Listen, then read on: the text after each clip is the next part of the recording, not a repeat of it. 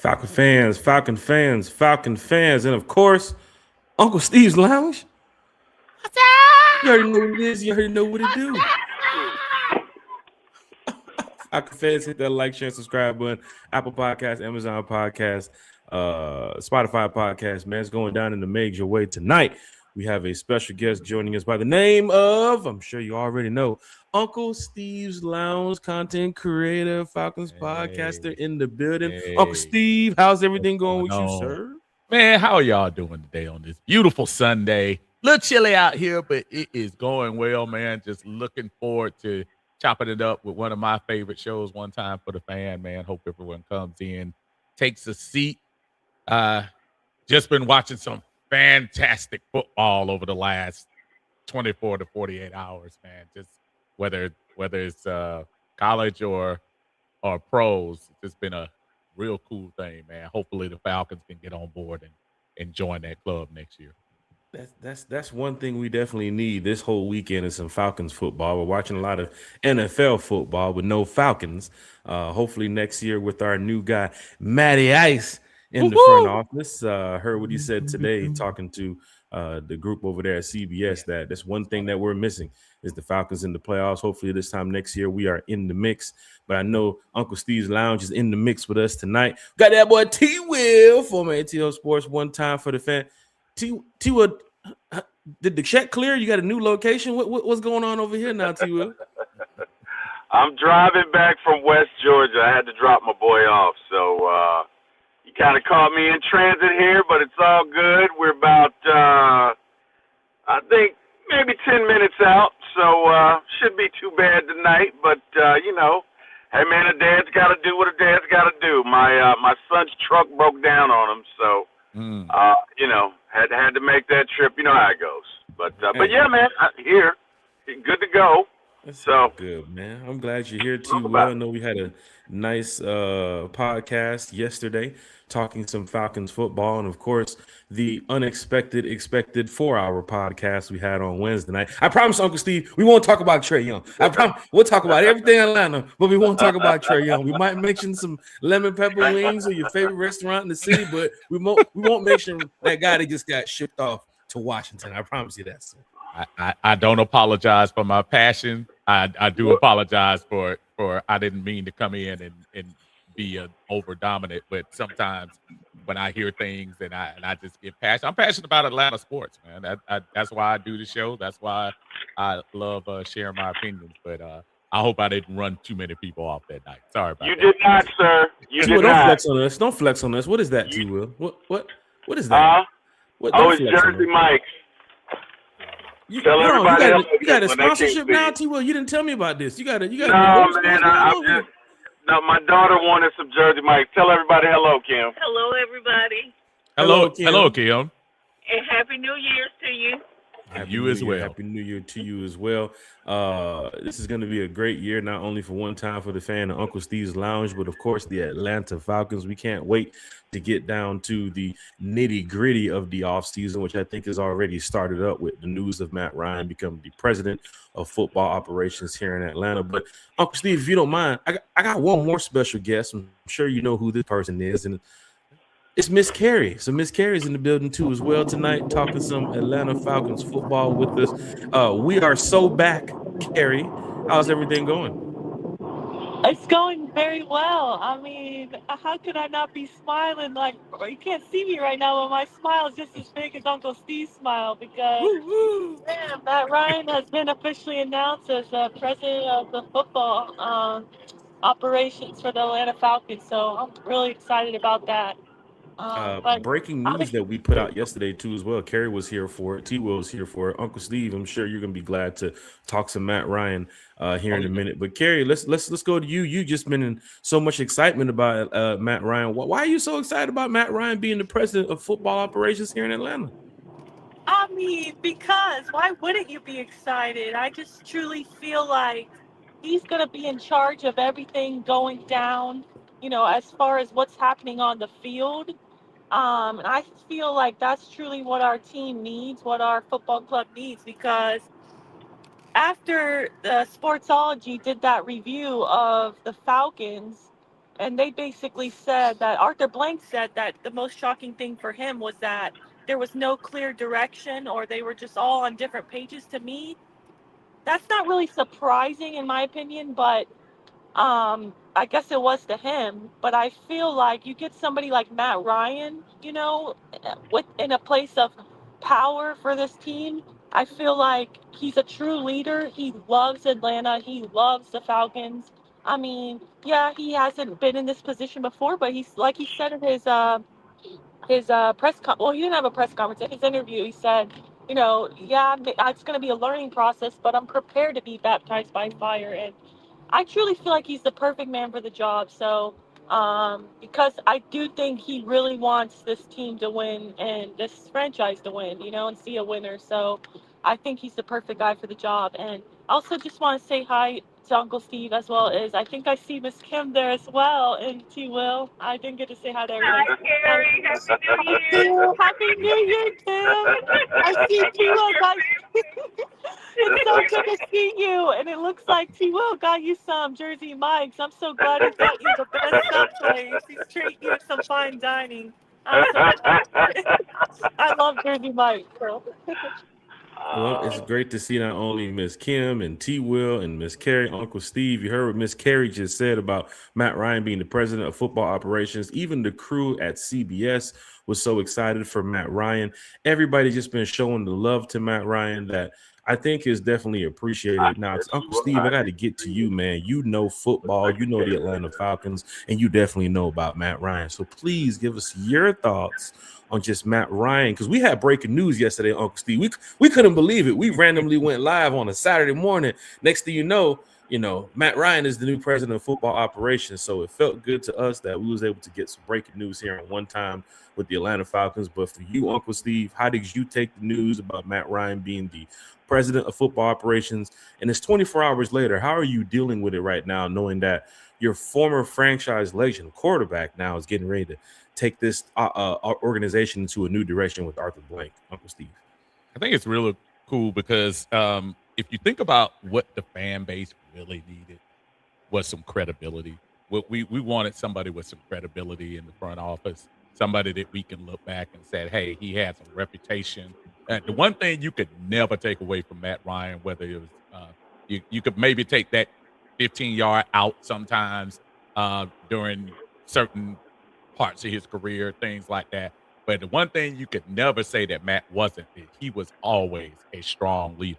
And one of the things I think this organization needs is a clear, concise person that we have trust in as a fan base, that we can say, okay, if Matt said that, even if I disagree with it, I'm probably going to say, Matt's acumen, Matt's leadership, Matt's 100% backing of the Atlanta Falcons.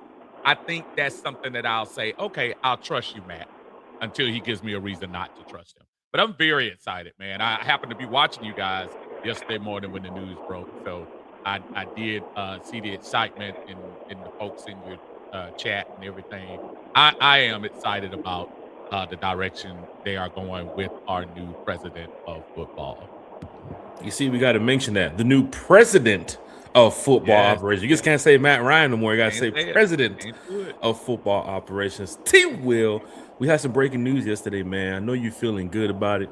How you taking it now 24 hours later, man? Matt Ryan is he's doing the best he can to make this organization go in the right direction. And he hasn't even really stepped foot into Flowery Branch. She was at the CBS headquarters today doing the NFL playoffs broadcast, and it showed Matt Ryan for like a short second on the phone texting and chatting with somebody. He must have been talking with Kevin Stefanski or Arthur Blank or somebody, because Matt Ryan knows what he's doing here. But T. Will, what about this direction that Matt Ryan's getting ready to take this franchise in? Maybe he was talking with Ian Cunningham or John Harbaugh or. Hold on, don't give us no more breaking news now, T. Will. Hold on. We ain't ready for that one now. Hold on now. Maybe even Matt LaFleur. You never know how that conversation's going to go after the Pack loss yesterday. But, hey, man, super excited about Matt Ryan.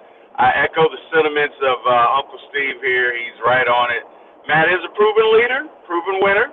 and I'm sure he will get everything in line and in order the way we need it. I'm just curious about GM and head coach and where we go from there. Do we keep Ulbrich? Are we going to re-sign Kyle, franchise him? My wife is telling me to slow down. She's telling me I'm talking too fast. You better listen to your wife. Now, T-Will, we got an hour, so you got time if you want to. She's like, slow down, calm down, honey. Are we going to re-sign Tyler Algier? Are we going to re-sign Caden Ellis? Those are the things I'm thinking. But hey, it's, one thing I'm not worried about is Matt Ryan. Super excited about it, and hey, man, looking forward to the future. So that's where I am with it. You talk about looking forward to the future, Uncle Steve, and we got to go back to the past here for a minute before we get to the future. 8 years of a drought, of being in a position where we've watched the NFL playoffs for multiple years now where the Falcons are just not playing in it. We're looking at teams with losing records play on playoff weekend, and sure enough, the Atlanta Falcons deserve their shot at being back in the playoffs. And I'm guessing next year, even with a tough schedule, with the way Matt Ryan has been talking the past couple of hours, he seems determined to get this ship turned the right way. Even you heard T-Will mention the general manager search and the head coaching search. We can't mess this one up, Uncle Steve. And when we did it a couple years ago at Raheem, where some of the head coaches that we interviewed are in the playoffs right now, and we're sitting on the back burner looking, on the outside looking in, and we fired our general manager. We fired our head coach. So with this opportunity to bring in two new candidates to help us lead the way, Uncle Steve, is there anybody in Uncle Steve's lounge world that fans need to pay attention to that, could help change the direction with Matt Ryan and Arthur Blank? Because there's some names being tossed around from the GM side to the head coaching side, but who is Uncle Steve looking at to help right this ship here? Well, it's been widely reported about the relationship he has with Ian Cunningham, so I'm pretty much figuring now that they don't have to go back and do a separate GM interview with him, that's probably the person that we're looking at as the GM. As far as the head coach is concerned, man, Jack, it probably depends on what time of day it is. Because as I look sometimes and I see, well, we've tried the offensive coordinator, see Jim Moore, I just lost my head. Vance Joseph, Clint Kubiak. And I'm talking about who we have gone with. Oh, that's right. As far as the Falcons have gone with. Tried the defense, tried Dan Quinn, tried what's my man, Mike Smith from when he came from Baltimore. I think the one thing we haven't tried is a coach with a winning tradition already. We haven't tried the established coach. Now remember, Dan Reeves was here when Blank took over the team, but he's never hired anyone with that type of acumen yet. So I do look at the John Harbaughs. I do look at the Mike McCarthy. I hear people on the Matt LaFleur thing. I'm kind of like, I don't know. What was that? Hold on now. Was that the soundboard? Did you hit the soundboard already, Uncle Steve? What's going on? It's Sunday night at 9:00. I don't want to be too PG, but it does.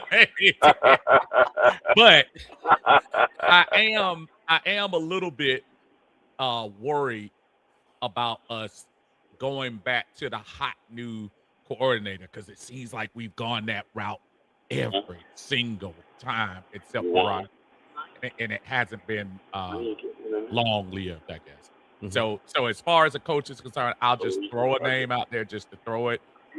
Obviously, John Harbaugh to me would be somebody that I would love to see get his shot at what he thinks this organization needs as far as leadership is concerned. Because one thing you cannot say is he's not a leader of men as well. Now, there's some names out here. I mean, people can mention the Anthony Weavers and the Vance Josephs and the Kevin Stefanskis and stuff, but you got a name like John Harbaugh, which some fans would be on the fence about. Hey, he did do this in Baltimore, but he couldn't do this with Lamar, and he couldn't get over the hump of certain X, Y, Z. And you look at his playoff record, you look at his season record, and this guy, John Harbaugh, is definitely a coach I think Matt Ryan, and of course, you heard Arthur Blank's comments the other day at the press conference, one that you would possibly look into if we are one of the teams that John Harbaugh wants to talk to. Now, there was also a rumor out there, since we're talking John Harbaugh, there was a rumor that he wanted, I think, 20, 25 million and 10 million for the salary, and he wanted to control his own roster. He wanted his own GM. But apparently, this is reported from CBS Sports' Jonathan Jones, that the demands from John Harbaugh are inaccurate. According to a source with knowledge, he goes on to write, Harbaugh will command a high salary based simply off of his resume, and some level of roster says it's inherent in attracting a coach of that caliber, which, of course, John Harbaugh has been around the league for a long time. He's been coaching with the Ravens for 15 plus years, also brought them a Super Bowl. Jones went on to write, but a demand of $20 million in salary and full roster control are not required to land Harbaugh's services. So there's a lot of false rumors about what's going on. And I was even hearing it the other day, like, if Harbaugh didn't say it, how's somebody just going to put it out there? Because people always give the per source, my source, what I've heard, the rumors. And of course, within a matter of hours, these things are starting to get cleared up now. You heard John Harbaugh's comments, Kerry, about he's going to interview sometime this week. Of course, the Falcons are still bringing in their candidates of who they want to interview. Clint Kubiak was in there not too long ago. Kevin Stefanski was in there earlier today. But some fans are calling on LaFleur, even after the loss yesterday, too, as well. Kerry, just on your whole coaching, the head coaching thing right now, who are some of the coaches that you're looking at? Because, I think we're going down the right path with some of these people that we're interviewing. But Kerry, being a diehard fan, people love to hear what Kerry have to say. So, Kerry, who do you think the Falcons should have on their list of the top 3, maybe 5 candidates or so that they should possibly bring in for more interviews? Okay, top 3 would be John Harbaugh, Clint Kubiak, and Matt LaFleur. All for different reasons, but I do want to piggyback off what Uncle Steve said. And for me, John Harbaugh, I really like, for me, I think I asked this in the chat, actually, our group chat. Would John Harbaugh come into the Atlanta Falcons organization and automatically on paper be the best coach we ever had? I think he would on paper. I mean, he's won his playoff record, his regular season record. He's a Super Bowl winning head coach. I truly think, obviously he'd be an upgrade over what we've had in recent years, but I do think he could get us over the hump. I'm with Uncle Steve. I would like proven, because, it is a gamble that you take somebody like Clint Kubiak. I really like what he's done with, Seattle's offense. I mean, last year, Geno Smith looked really good as the passing game coordinator. This year, he's made Sam Darnold look really good. JSN's having a career year. Their offense is lethal. So for me, even last year, he was with the New Orleans Saints, and they were looking good up until they started getting hit with injuries. So for me, but I get, his sentiment, Uncle Steve's sentiment, because it's like it's a risk. You could get the next best thing, as far as a head coach goes. But when you get somebody unproven, I mean, you don't know. They could be a great coordinator, arguably what we saw in Arthur Smith and even Raheem Morris. Like you could argue they're both good coordinators, but not good head coaches.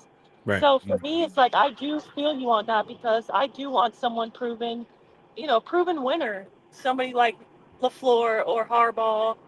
If you want to go top 5, then I would also add in there McCarthy, Stefanski. Right. So those are probably my top 5. I would prefer proven. Kubiak, I know he's a popular candidate. I think he has like 5 interviews lined up. An interview today.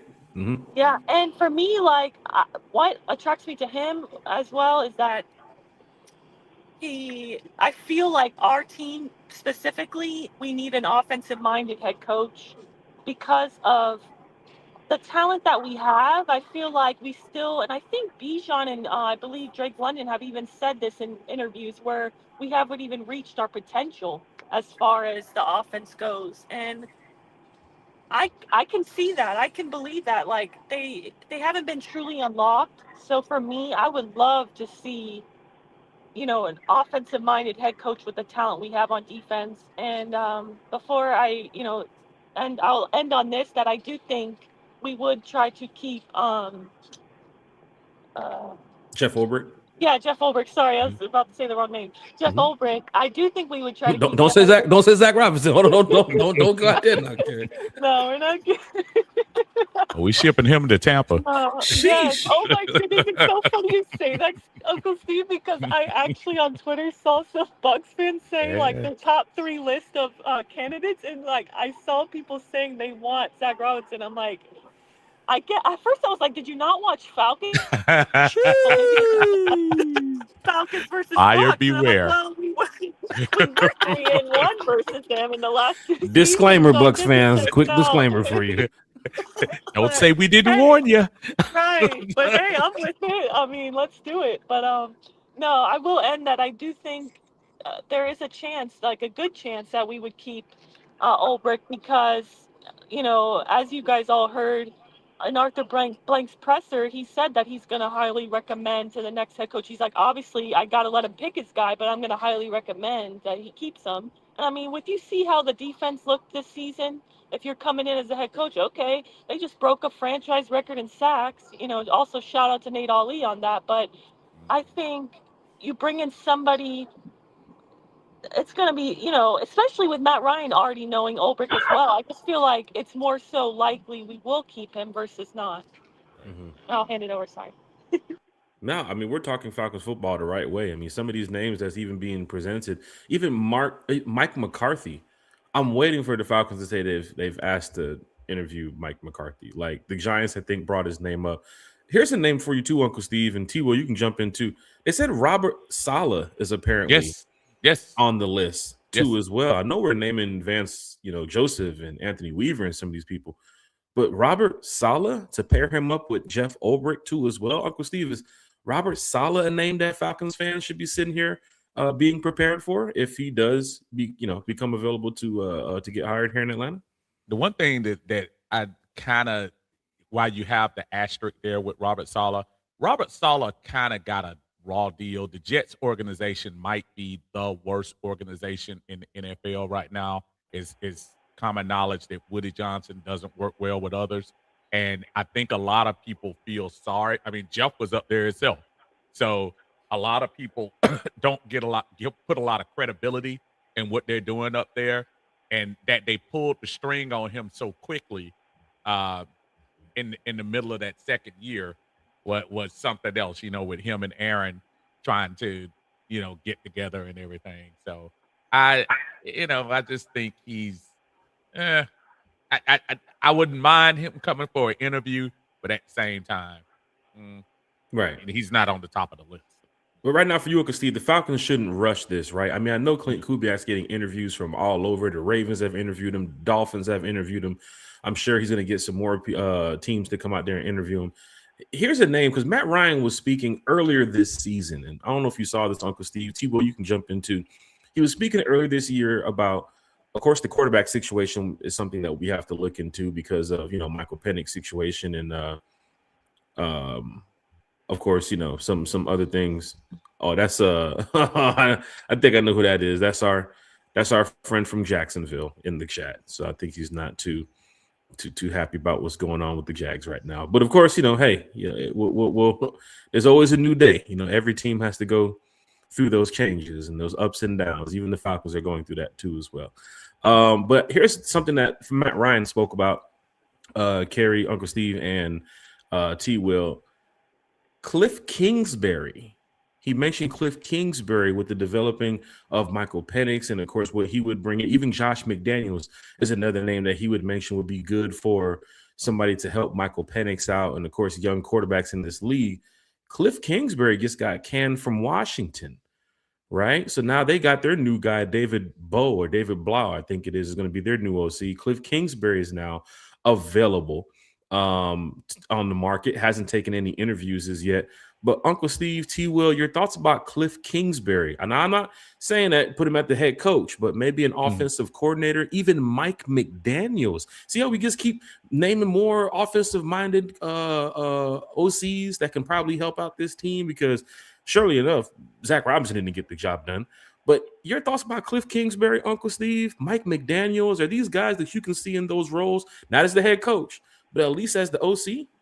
As far as the McDaniel brothers, Josh isn't going anywhere because he's probably in a good position up there with Drake May and probably trying to build his credibility. I don't know if he wants to go back to be a head coach or not, but he's doing what he normally does when he gets in that OC position and produces.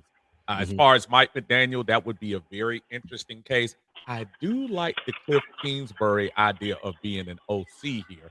Now, I mean, the fact that he was let go. Well, I say let go. They say they mutually agreed to move on, so which probably does mean you would let go. I would like that because if you look at, he worked with a young Kyler Murray, took him to the playoffs. He worked with I think he was on the staff. Wasn't he on the staff with Mahomes back at Texas Tech?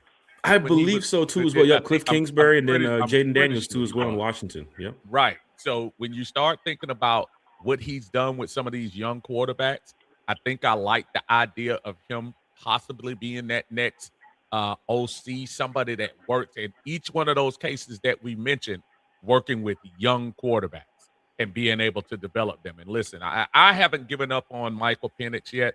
I know a lot of other people have. I'm kind of surprised at that. But I think if you get Kingsbury around him, and yes, he got some rehab to go through, but maybe he can be a better teacher to Michael Penix. Maybe he can teach him some better skill sets and get his mechanics down pat. It's the one thing I have noticed with Cliff that he works well with these guys. So I have no issue with that. Mike McDaniel, yes, if maybe Clint Kingsbury wasn't available, but I think he would be my first choice at OC if I had a chance.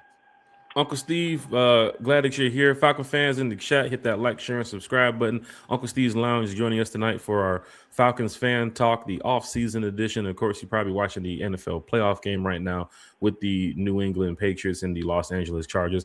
Whole good weekend slate of playoff games, too, as well. So these games have been really close. I'm guessing tonight is probably going to be another nail-biter. But, for those that's joining us here tonight to talk some Falcons football, thank you all for being here just for the amount of time that we're here for tonight. T. Will, former ATO Sports, one time for the fan. Cliff Kingsbury, Mike McDaniel, the OC. Obviously, Zach Robinson fans want him out of the building. You saw Yuri in the chat say the Bucs interviewed Zach Robinson today. We denied Jeff Ulbrich from taking interviews, but Zach Robinson, you're free to go. Go ahead. Wherever you want to go holler. Go right ahead. He was free to go as soon as Raheem. There's a rumor that we paid the Uber for him too. There's a rumor. Wow. I Uber from heard Flower that. Drinks to Atlanta is not cheap either too as well. Not cheap, but that's how desperate they were. Did he Uber Pool or Uber XL? Because I would have Uber Pool. Would have had him in the Uber car Black. with other people. I can't believe they really did interview him. They did announce it. The Bucs page said we've completed a virtual interview with Atlanta Falcons offensive coordinator Zach Robinson for an open OC position 3 hours ago. It's Right. true. Right. Wow. Well, things are happening around the NFL. I see Craig's comment in the chat about Kingsbury being our quarterback coach.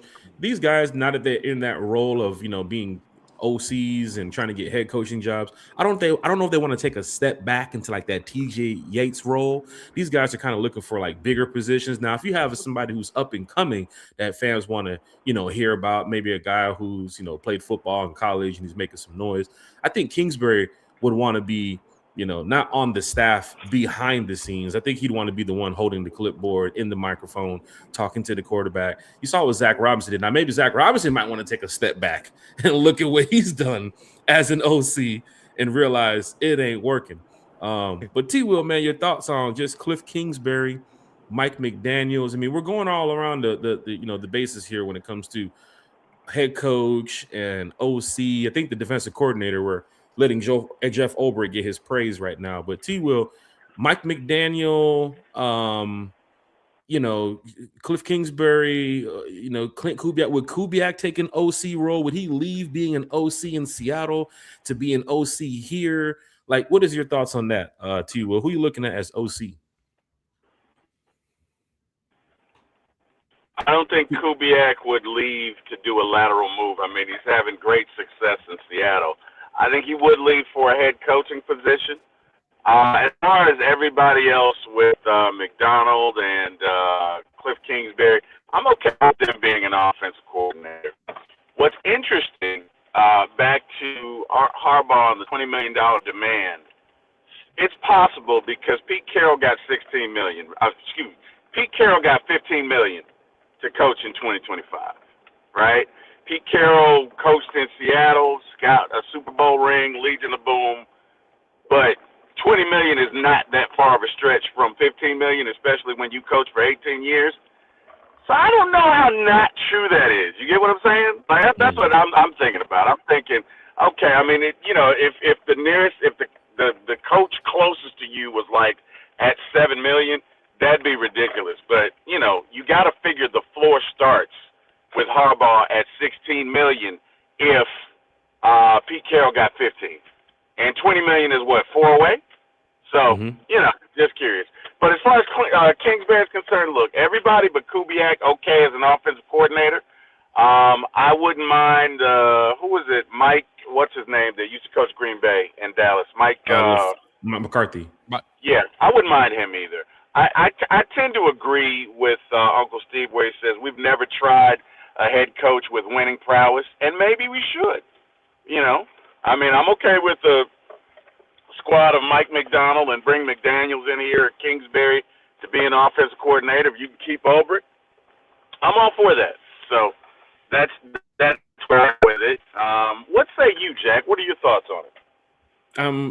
I'm hoping that, when it comes to Tuesday first with Matt Ryan in the press conference, that, if we don't get any news by then, that of course they're doing their extensive head coaching search and OC search. I don't want them to rush anything.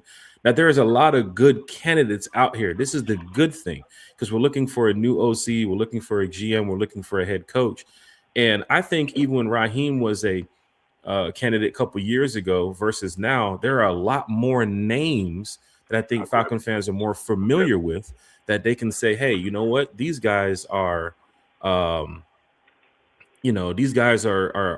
potentially good enough to be here in Atlanta. And for me, I just want them to take their time and do their research correctly. And that's the one thing about it. If they take their time and do their research correctly, they're going to make the right decision. For me, Mike McDaniels had a bad run with Tua in Miami. Now, of course, they might have, a little bit of success. But of course, if you're looking at the situation with Cliff Kingsbury, like Uncle Steve has mentioned, he did do some good in Arizona with Kyler Murray. He did do some good in Washington with Jaden Daniels. So maybe it's possible that if you got a guy like Penix, now here, we haven't even really discussed about the quarterback situation in Atlanta, because we don't know what route Matt Ryan's going to go. He has said good things about Michael Penix, but what are the timetables on Michael Penix? What are the timetables on looking at a new quarterback or a bridge quarterback? I really can't go off of that just yet. But what I'm looking at right now with the Atlanta Falcons is, What you think it was? who could we bring in that can take this offense to the next level with probably the greatest running back in the league, Bijan Robinson, with probably one of the best receivers coming to date right now with Drake London, or even with Kyle Pitts, if Kyle Pitts is there.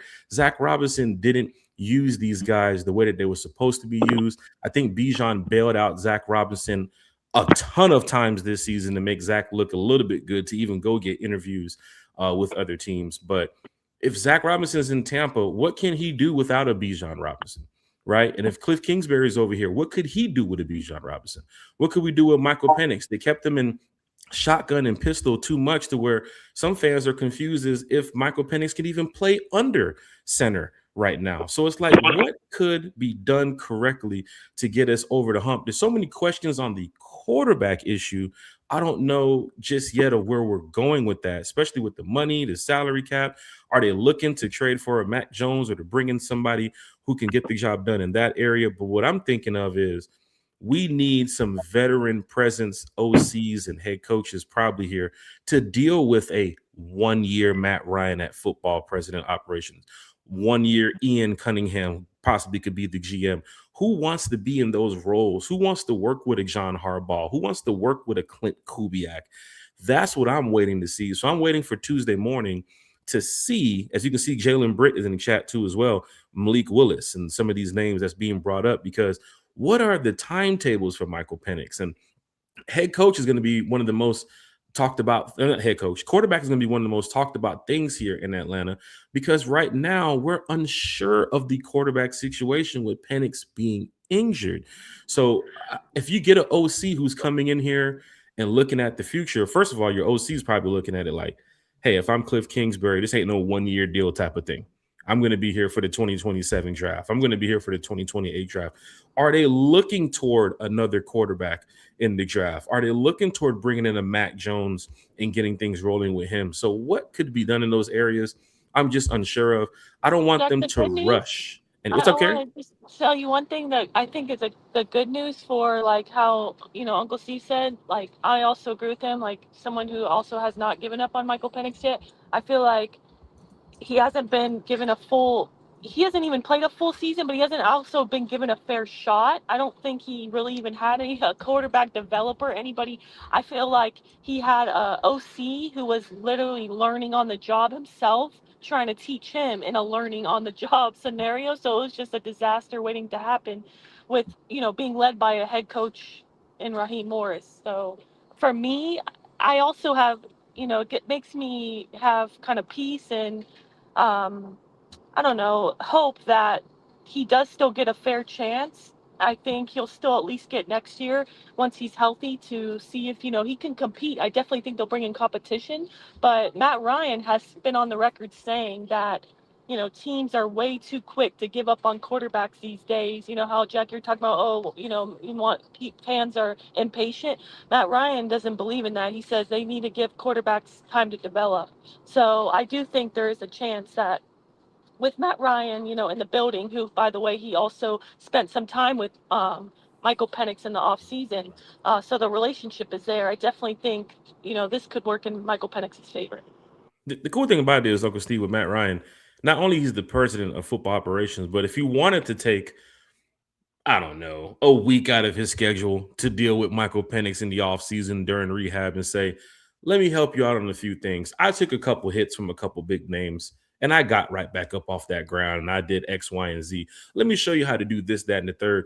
That would be really cool. I'm sure with Matt Ryan's football IQ, he's not going to be far away from, hey, what's going on with Michael Penix? Oh, okay, I trust you guys. He wants to be front and center of seeing what is going on with Michael Penix, seeing the rehab, seeing how they're dealing with getting him back to 100%. Because Matt Ryan is a football guy, right? It's not like you're bringing in some business guy off the street who doesn't know how to throw a football. Matt Ryan, oh my gosh, the Falcons franchise legendary. Great point too, Jack. So that's another great point in regards to Penix with Matt Ryan coming in. He can he'll be even more closely working with him, hopefully. Right. As I said, he'll be more on the field operations. So right. I think that can also, help him, because I feel like, he wasn't given a fair shot so far. And honestly, to be honest, these last two seasons, like, I feel like you could say that with multiple players, to be honest. And I feel like these last two seasons, this, in my opinion, it's not an 8 and 9 talent. I know, like, D-Led, shout out to him. He says this is an 8 and 9 talent roster. I strongly disagree.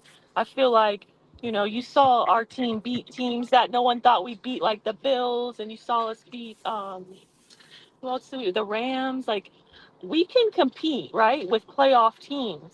But we also play down to our competition, and I think that's definitely on coaching. So I think with the right coaching, this team could be much better. And we competed in some of these games with Kirk Cousins, right? So let's try to get back on track with who we can do with somebody better than Kirk Cousins, right? Somebody that's more mobile, somebody who's, much younger, somebody who has a stronger arm, right? And I think Matt Ryan knows, of course, when it gets down to those years of, age, and of course your arm doesn't have the same arm strength as you had when you first got into the league, he can understand that, look, maybe Penix does have the ability to take this team to the next level. Uncle Steve, I think some fans are just on this fence about the injury, of course, to, how many years he's been playing football and all that type of stuff. So Uncle Steve, just the quarterback situation, let's pick your brain about that. How is Matt Ryan, you think, going about this because let's be honest here. We're going into the offseason and time is ticking on when these players will get back to voluntary workouts. The new head coach, the new GM, the new OC is going to get back into OTAs and rookie OTAs, the draft, the free agency, but you won't have your Michael Penix there. So let's get into that. Let's pick your brain. Let's put you in the Matt Ryan role. What are you doing? How are you going about it this summer to prepare for the offseason in that situation? Well, first, let's start with this is the worst kept secret in Atlanta that Matt Ryan was getting ready to come on board. So I'm going to throw myself into Matt's body and hopefully Matt's paycheck from 2 weeks ago when he knew he already had the job. The paycheck is something else. I want to see how much that boy get paid. Exactly. I want that paid. I think Matt has already talked to Michael. I think he's trying to already see what's going on with Michael. I'm pretty sure Arthur Blank, the same little report he gave to the press, I'm sure he gave him a more in-depth report about what's going on with Michael Penix. And if one thing Matt Ryan knows he needs to do, this is why that OC job, and Carrie was kind of making she was making comments to that this OC really has to be the guy on the team, because not only are you going to be in charge of Michael Penix's improvement over the next year whenever he gets over his rehab, but you're also going to have to bring in another quarterback. I'm going with the thought that Kirk Cousins is not going to be here. Whoever the next person that's going to come in and be I guess we've been using the word bridge quarterback until Mike is okay. You need an OC that's going to be able to work with a second tier type quarterback and make him serviceable enough to at least keep us afloat. We have 4 All-Pros on our team. I would dare anybody to look on the All-Pro team and see how many losing teams had 4 All-Pro players on their team. So as Kerry was talking about with the talent, we have the talent, contrary to what D-Led says. I think D-Led did that to get his own attention. God bless him. Got to get those likes and views. Got to get the likes up there. Even man. for his age, he knows he got to get them up. It's a new age of reporting these days. He had to do that to get his name out there. So I believe that. But you're going to get an OC in here that can bring in I heard you mention Matt Jones. I don't think Frisco is going to get rid of him because he was really good insurance for Purdy. Brissett.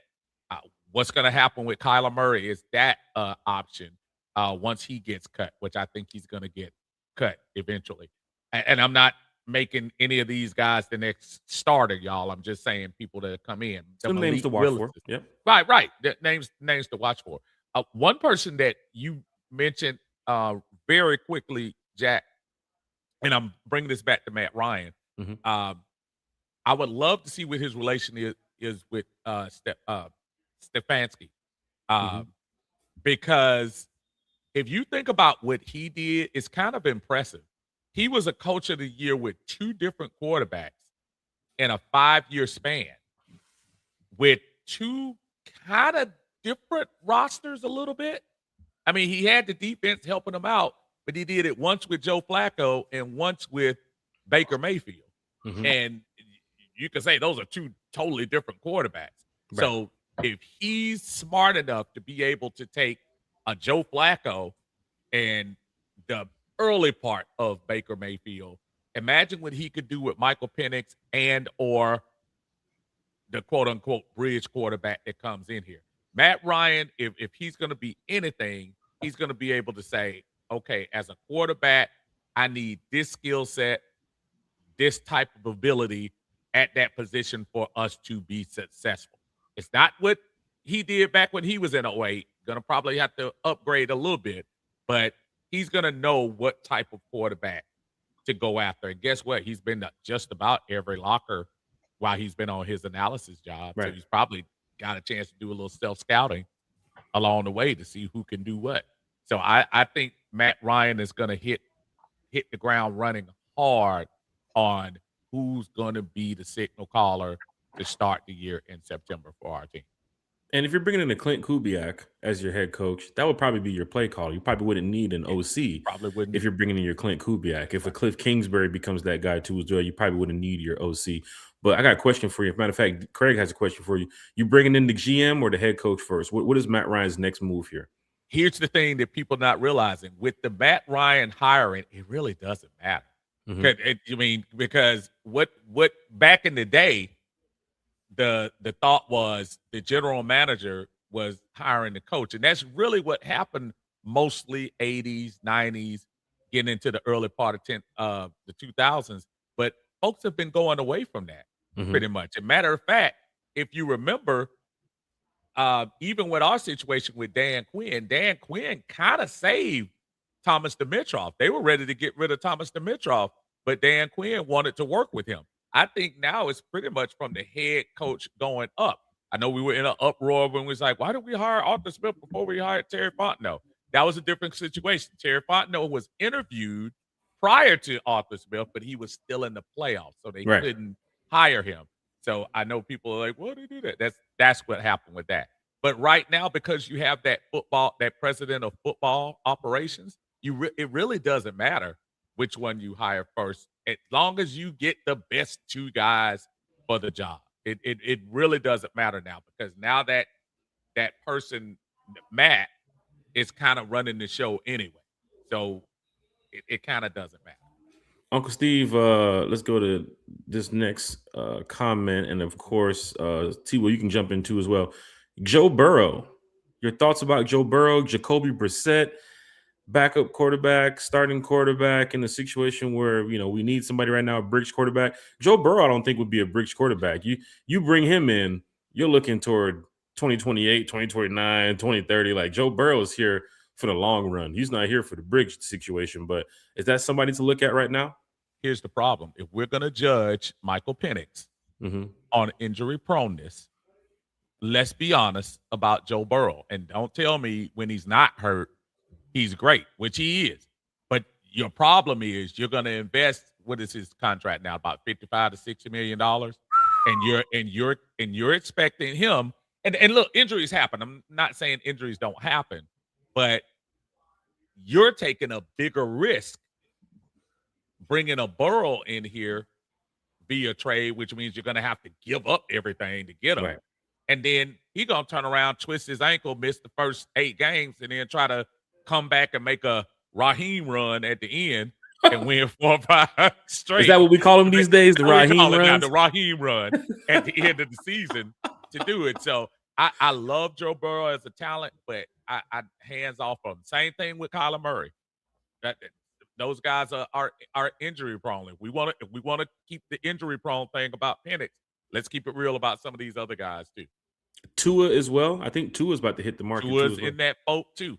Tua, and we haven't. Tua might be nice because they're gonna have to get rid of him pretty soon. So I mean, from that sense, I would go ahead and see if they release him, and then we can get one of them Russell Wilson $2.1 million deals and just have him kind of on the side. But I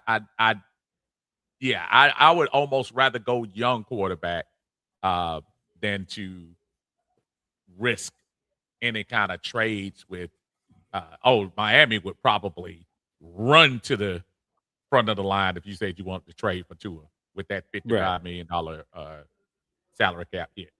You naming some guys that's getting paid pretty much as the same amount as Matt Ryan. So I don't know about bringing some of these guys in right now. We're trying to fix our salary cap. These guys trying to get paid too as well. I mean, Matt Jones, that could be a trade where San Francisco gives him up, less than $10 million, maybe. Jacoby Brissett, cheap deal. Malik Willis, cheap deal. T-Will, your favorite backup quarterback in the NFL, Jameis Winston. How do you feel about Jameis Winston being here in Atlanta, T-Will? I think you're muted, T-Will. I think you're muted. Let me see. Can you hear us, T-Will? Hang on. Yeah, I'm good. Sorry about that. Who said Cincinnati was trading Joe Burrow? Where'd we hear this from? It just names are just being brought out. Joe Burrow walking the field at the end of the game, looking at the crowd, giving it that I'm up out of here moment. So fans are talking amongst each other about what happened. Yeah, sometimes some stuff you don't list. That Cincinnati has about as much chance of trading Joe Burrow as the Warriors will trade Steph Curry. Okay, Sheesh. so yeah, like you can that's just silly. That's just silliness.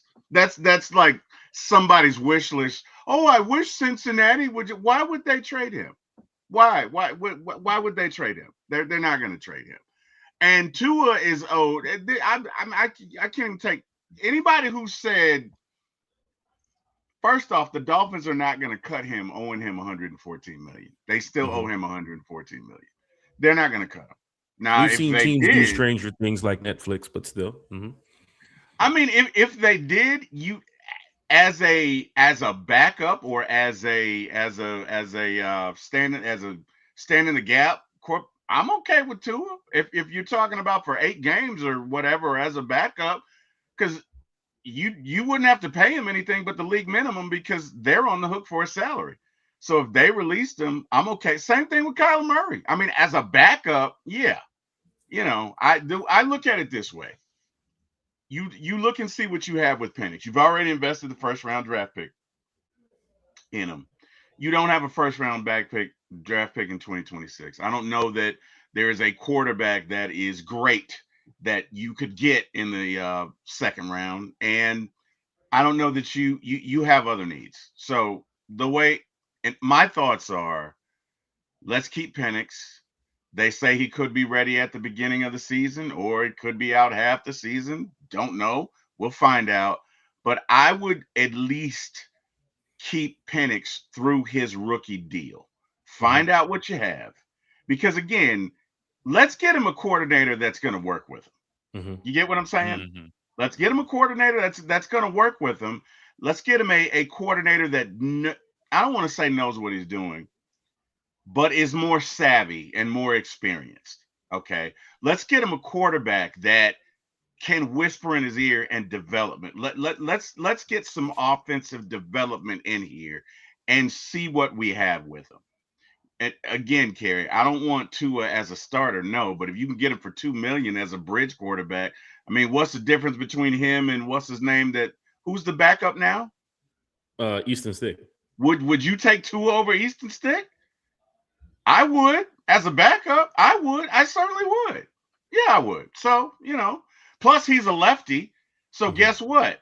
When you bring back Penix, you don't have to worry about the receivers getting used to the rotation again. They're both left-handed quarterbacks. I'm just saying, as a bridge quarterback, I'm okay. As a starter, no, I don't. How are you going about your offseason without Penix right now when you get ready to do your spring training and your summer camp? How are you going about this? Because you don't have your guy that you're supposed to be developing at 100%. So it's like, I'm not the one. I'm not calling shots at Penix. I'm just going over what this new OC and head coach is going to have to do, because Matt Ryan, we can say all the good things about Penix right now. We don't know the timetables. We don't know when he's getting ready to come back. But the new head coach, the new OC is going to say, I got to start camp in 2 weeks. We play our first preseason game in 3 months. My guy's not going to be ready till week 4, week 5. And don't forget about what's happening in 2027. That first round draft pick comes back where it's like, do we want to make that move to continue developing the guy? Do we want to make the move to continue making him the franchise leader? I ain't gonna lie. I remember when they mentioned there was a guy from Cincinnati when Arthur Blank said that he could be the franchise leader. I remember that a couple of years ago too as well. So it's like, what are your thoughts, T. Will? You're the head coach. You're the OC. How are you going about this offseason with these bridge quarterbacks, knowing that not just naming quarterbacks, but how are you going about your system when it comes to spring training, when it comes to rookie OTAs, when it comes to open to the public practice in July, and Penix is not there? How are you going about your team in that system? I'm going to say this as respectfully as I can. We've seen an example of how not to handle it for the last 2 years. Carrie's coming for you too. She said, "Add me back right now." I'm good. Oh my gosh! Good for her. No. Let me finish. Carrie, let me finish. I'm so sorry, my friend. I have to cut you off. We could not get Tua in 2026. You're gonna let me finish. You're gonna let me finish. So anyway, what I'm saying is this. What I'm saying is this. And again, I'm not saying that Tua is going to start. Let me be clear. I'm saying as a stopgap.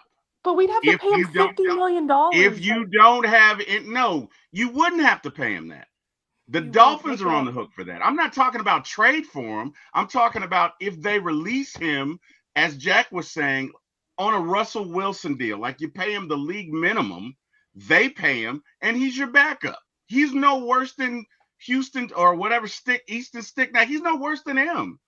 Plus, he's left-handed. So again, this Apologize isn't to Easton Stick's mom. Oh His my name is gosh, Easton. the Slick Slander is going crazy. There's Easton We Stick apo- families we in here apo- watching. we Like, I don't like apologize to these his guys no family. more. Did you guys see the preseason? No, you know what? Nothing. I'm not even gonna do that. Hey, Easton Stick family, how you doing? We just want to say that we're one Look, thing. no disrespect to him.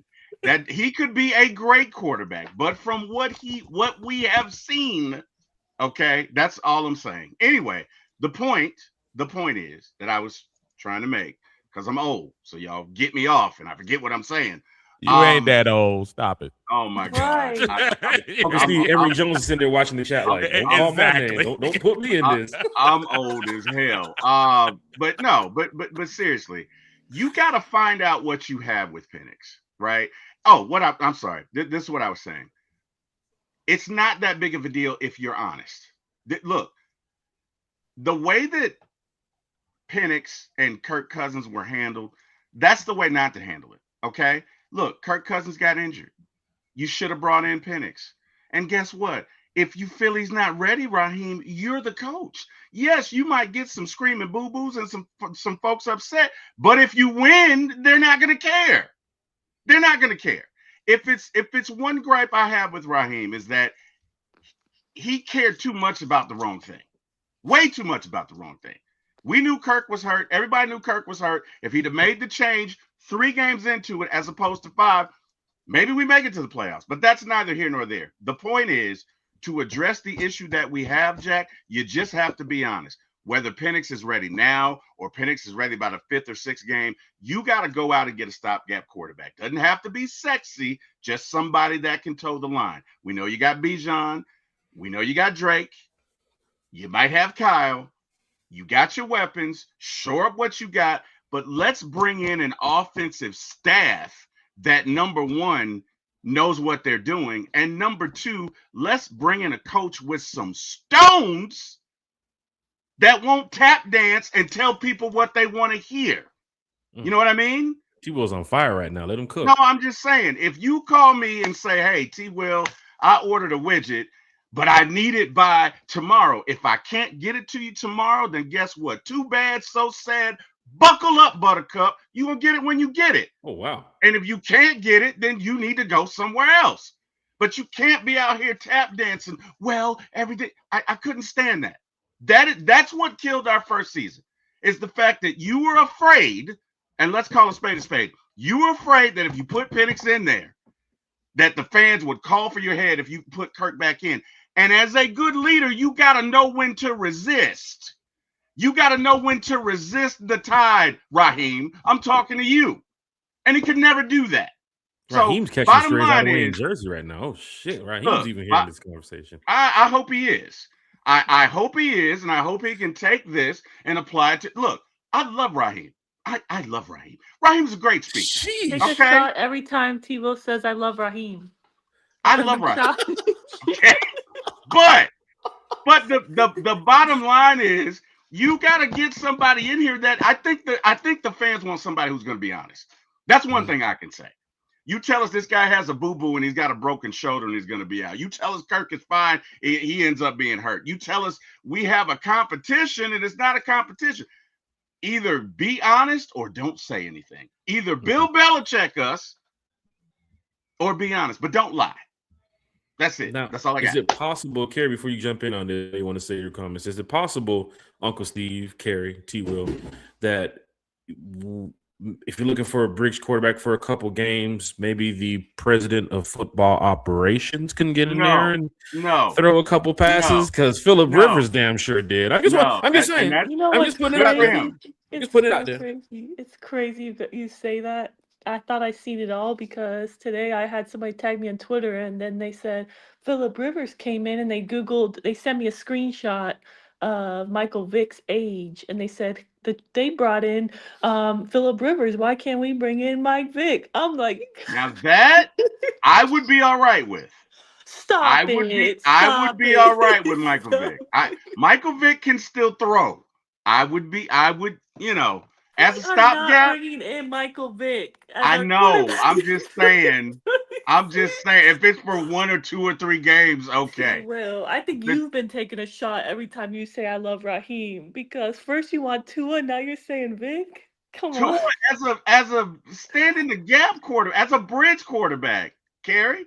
Tua No. can still he can throw it. He might suck, but does he suck any worse than He did let's beat us be with real. one eye this year, so I don't know. It's kind of No, I'm sorry. Respectfully, also has injury concerns, and one could argue he might even have CTE, unfortunately. So he's been hit way too many times, and I honestly thought he was going to give up playing football in all seriousness, but he didn't. And for me personally, no, I don't want Tua.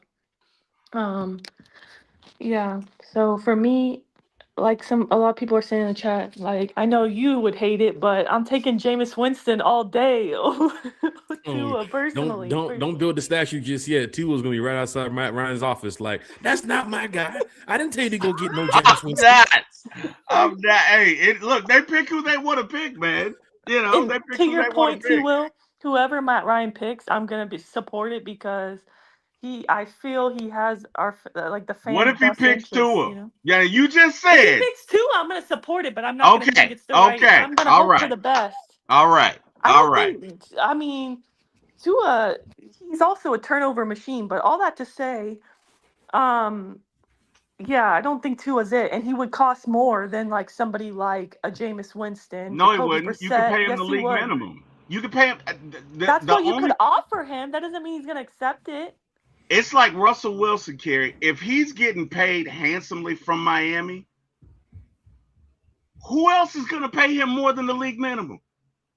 They saw what you saw. Some Who teams else? aren't even gonna pay him the league minimum because they're gonna his see what I saw and they're like, his I ain't only paying We do have value. Falcon player family His that watches only the show. Let's not value is build if up you can get too him on early. the cheap and maybe get him with a different coach whispering in his ear. And again, this is as a stopgap, and he's not even my number one. You guys were just talking about it. He's not even. I'm saying it's possible. He's not my number one. Okay, my number one would be Mac Jones. Mac Jones, that'd be my number one. Who? But if you, Mac Jones, Who? if you can't, Mac Jones. Bro, I'm gonna pass. If you can't, I'm surprised. I'm surprised Uncle Steve let that go and didn't throw one of his ad libs or songs in there like that. That's wow. I don't think he has the let it Mac go. Jones soundboard queued up right Mac now. Jones. I'm just, you know what I mean. That's my number one stopgap. Okay. I mean, I don't want Jameis, but if your choice is between who we have now and Jameis, then I mean, You're gonna eat these W's and you're gonna like it, T. Will. I'm sorry. Hey, let's be prepared for that talk when that talk comes around. I know, yeah, because T. Will is not a fan of Jameis. We all know that, but you're gonna eat these dubs. You're gonna like it, T. Will. You think got the cool two thing about choices: it- if you're telling me nothing I'm and like sorry, it. my friend, but if you're telling me I gotta put up with Tua, who was like second in I the mean, league hey, in turnovers last year, it's I like don't- having another Desmond Ritter. Like, what are we doing here? Like, so Bro. no. Hold on, we're I'd mentioning rather have Desmond Jameis. Ritter, who's in the playoffs. Oh no, Oh, he was God. in the playoffs. So Wait, who's That Desmond was playing awesome. for now? Who's he playing for? Packers, with Green Bay like Packers. the 5th team, I believe. right, No, he's out of the playoffs. he's out of the playoffs. Oh yeah, Yes, they're he out is. of the playoffs. He's out of They there. lost, yeah. He's So out that of there means like last year. that means he's available. Stop it. Stop it now, it. Jack. Let's move Jack, on. call a whistle on yourself. Uncle Steve, cue the Unnecessary soundboard. roughness. Cue the Desmond Ritter soundboard, Uncle Steve. No. I love Desmond Ritter. So let's I move would on. honestly There's take a- so many quarterbacks over Tua. Uncle Like, I Steve, didn't where even you know Tua at, was man? amazing. Come on, that's Nothing. two. Uncle That's Steve's looking two, for. huh? I I'm think taking Uncle Steve's Joe like, I think I Flacco deleted over it. It's been Tua a couple too. of Like months that's now. how low I am on Tua. Sorry, but that's just me. I love Desmond Ritter.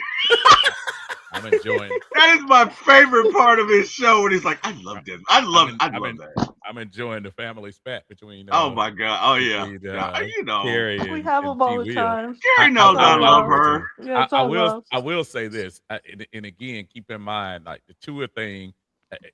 as with the Matt Jones thing. Both of those guys are under contract. The real it's probably a real chance that they are going to probably move away from Tua, but it's going to be very tricky because for them to release him is going to leave Miami with a $90 million salary cap hit, which was more than what Russell Wilson did with Denver. Now, the difference with that, T-Wheel, is that they would be on the hook for 90. Hold on. They would be on the hook for 99. 99.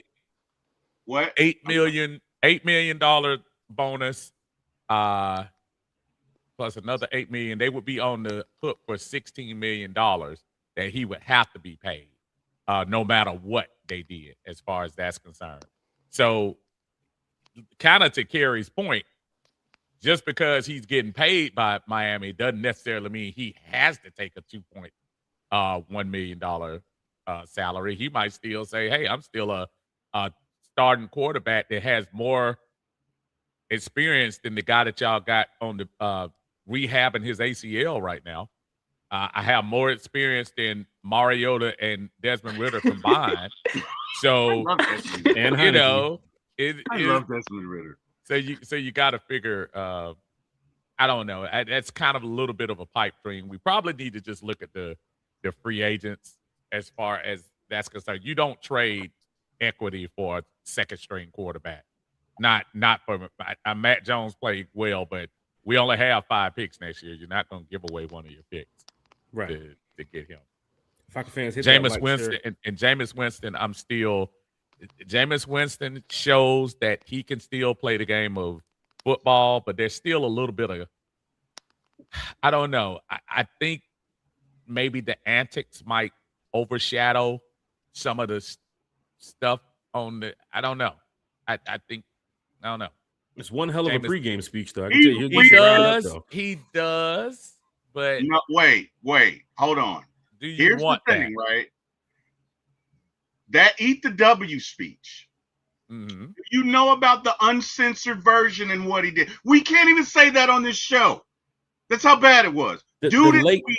T-Will, the late touchdown with New Orleans that day when Arthur Smith went over there and tried Exactly. that right there still gets me. Like that Yeah. is like Exactly. yeah, I can't do that. Exactly. Right. But he's a weirdo. Look, hey, when you get a chance, Google, was it Gerald McCoy? Oh yeah, I saw that. I saw that. Google what he Yeah. said about that speech. Yeah, I saw that. That dude's Yeah. weird. Yeah. He's weird, okay? And I don't like him. I wouldn't want him around my son. I wouldn't leave him around my dog. I don't like him Wow. as a person. I just don't. Falcon okay. fans, hit that like, share, and subscribe button. Uncle I Steve's love that. Lounge. I love Raheem, though. I love Raheem. I love that. I do love Raheem, damn it. I love Raheem. Whatever. There's a lot of love going around right now in the I panel. love I know it. we love having I Uncle love Steve's Lounge here in the building. I can tell you We're on that. Uncle Steve's Lounge. Hey, this is great, man. Steve is joining us for Falcons Fan Talk. We're kicking off the off season, bringing in some content creators and podcasters to talk Falcons football with us.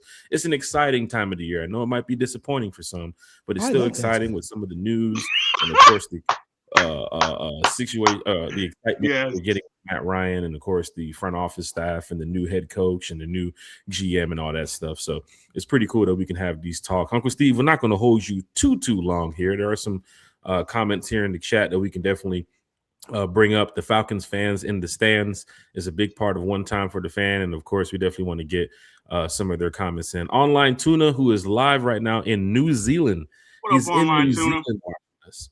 So big shout out to Online Tuna. Penix has not been on the sideline for Kirk's recent games since the injury. He's been doing the rehabbing, probably at a And private TikTok location videos. somewhere in Atlanta. But I'm sure he's always rooting on the Falcons too as well. Got DeAndre in the chat with we're getting Jameis Winston. Remember, Winston said it would be an honor to mentor Penix. Oh wow, that's What about Joe Flacco, guys? I know he's old, but like if I'm all right Penix with is old, Flacco.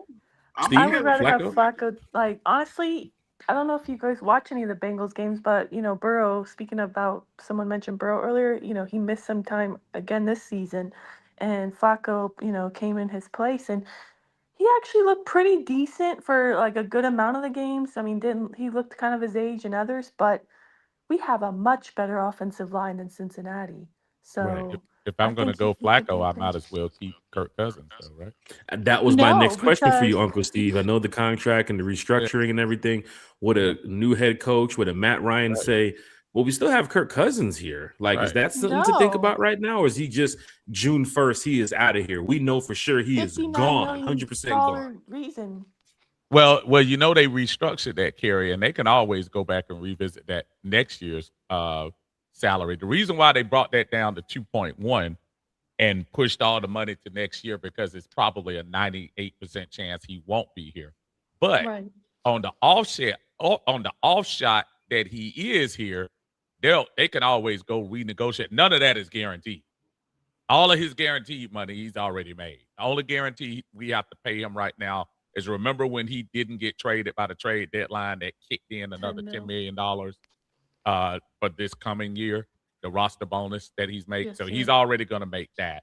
And the mere fact that he agreed to restructure his contract like that lets you know he's ready to move on from Atlanta. So the quicker he does that, the quicker we can absorb that little $33 million, split it up in 2 years, and keep it moving. Falcon fans, hit that like, share, and subscribe button. We got a celebrity in the chat. What in the world, Bo? What in Big the Little world, Country is Bo? here talking Falcons football. Big Little Country, hope you're having a great weekend wherever you're at right now, taking care of whatever you're doing. Online Tuna has one for you too, Uncle Steve. Tua or Justin Fields? Oh my Is that a name God. that fans should be Okay. bringing up? So Oh I'm glad he mentioned that. Yeah, because look, I know we can sit here and say I take Justin Fields before I take a lot of these other cats. Justin Fields is still under contract too for the Jets, but they're probably going to release him. He's on one of those 2-year contracts, and they moved a lot of his money up top.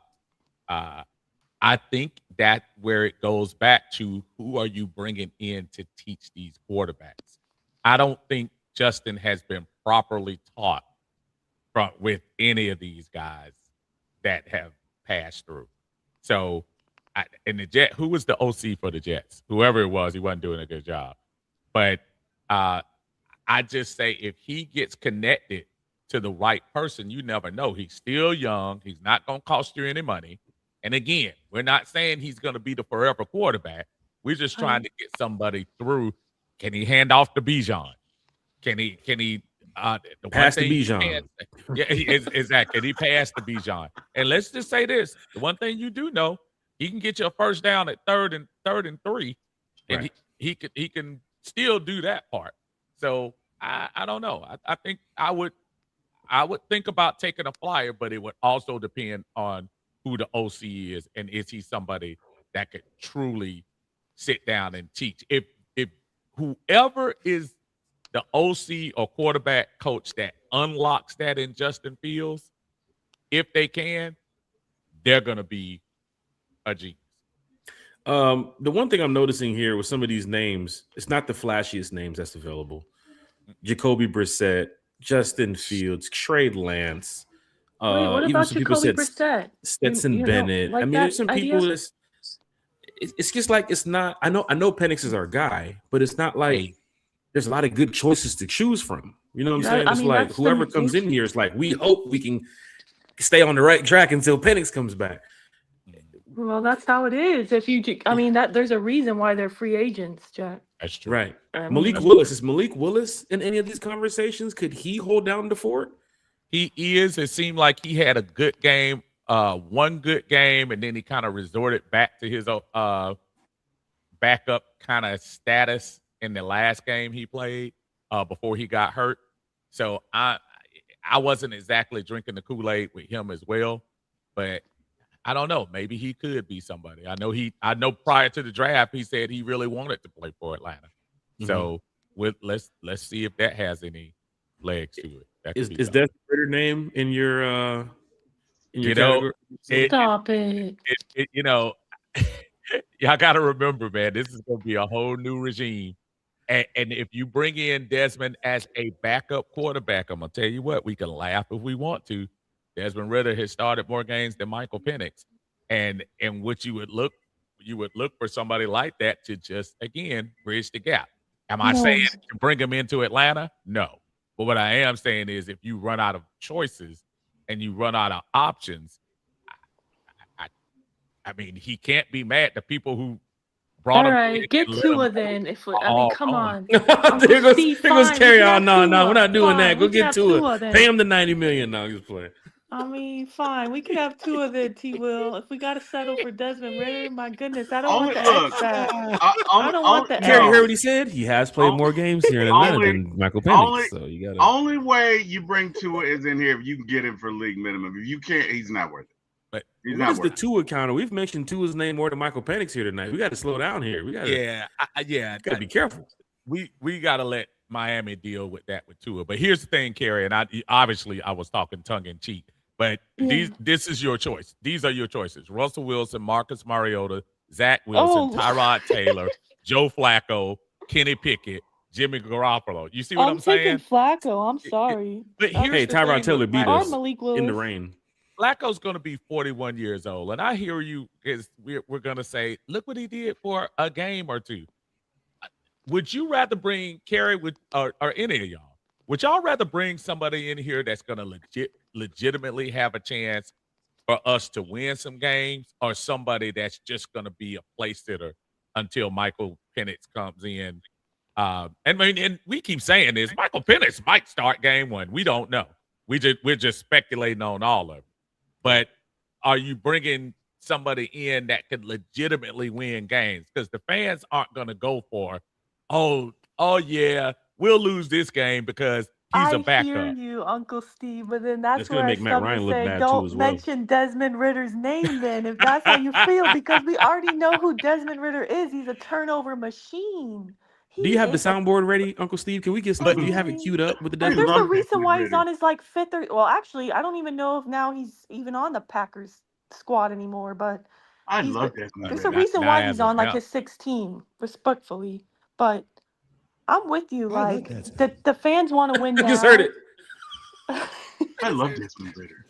So I'm with you, but what I do have to say to that is, yes, I am taking Joe Flacco over Desmond Ritter 10 times over, honestly, and that's because he's a Super Bowl winning player. He has the leadership. He's been in the league how many years as a vet?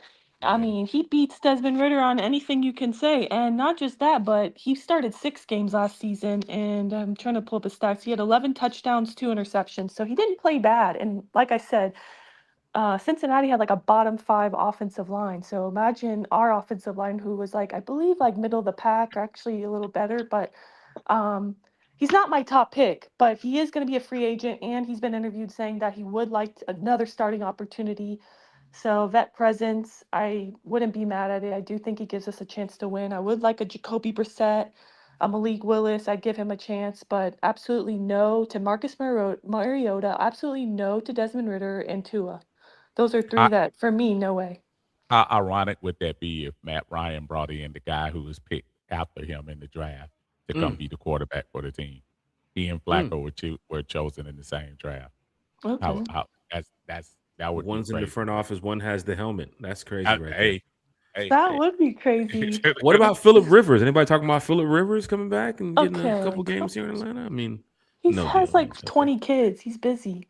Sheesh. which is why he take the You know job. what? He probably wasn't- he probably didn't. Right. No, hey, Uncle Steve, seriously. Pay the man, play the man. Was it who was it? Played for Minnesota. What's his name? Receiver. Not Randy Moss, but played for Carter? Randy Moss. Chris Carter? Chris Carter. Yeah. Chris Carter said, because their benefits run out after 5 years. So his and he has 10 kids, and his benefits had just ran out.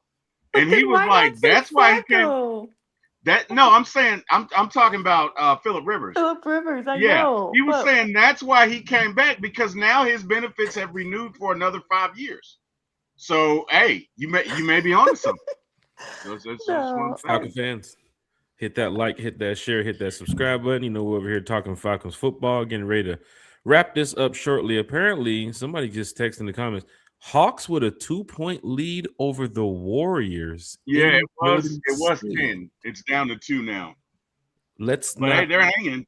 Let's They're not talk hanging. basketball because we'll have to put another 3 hours on the show because we already know what's going to happen there.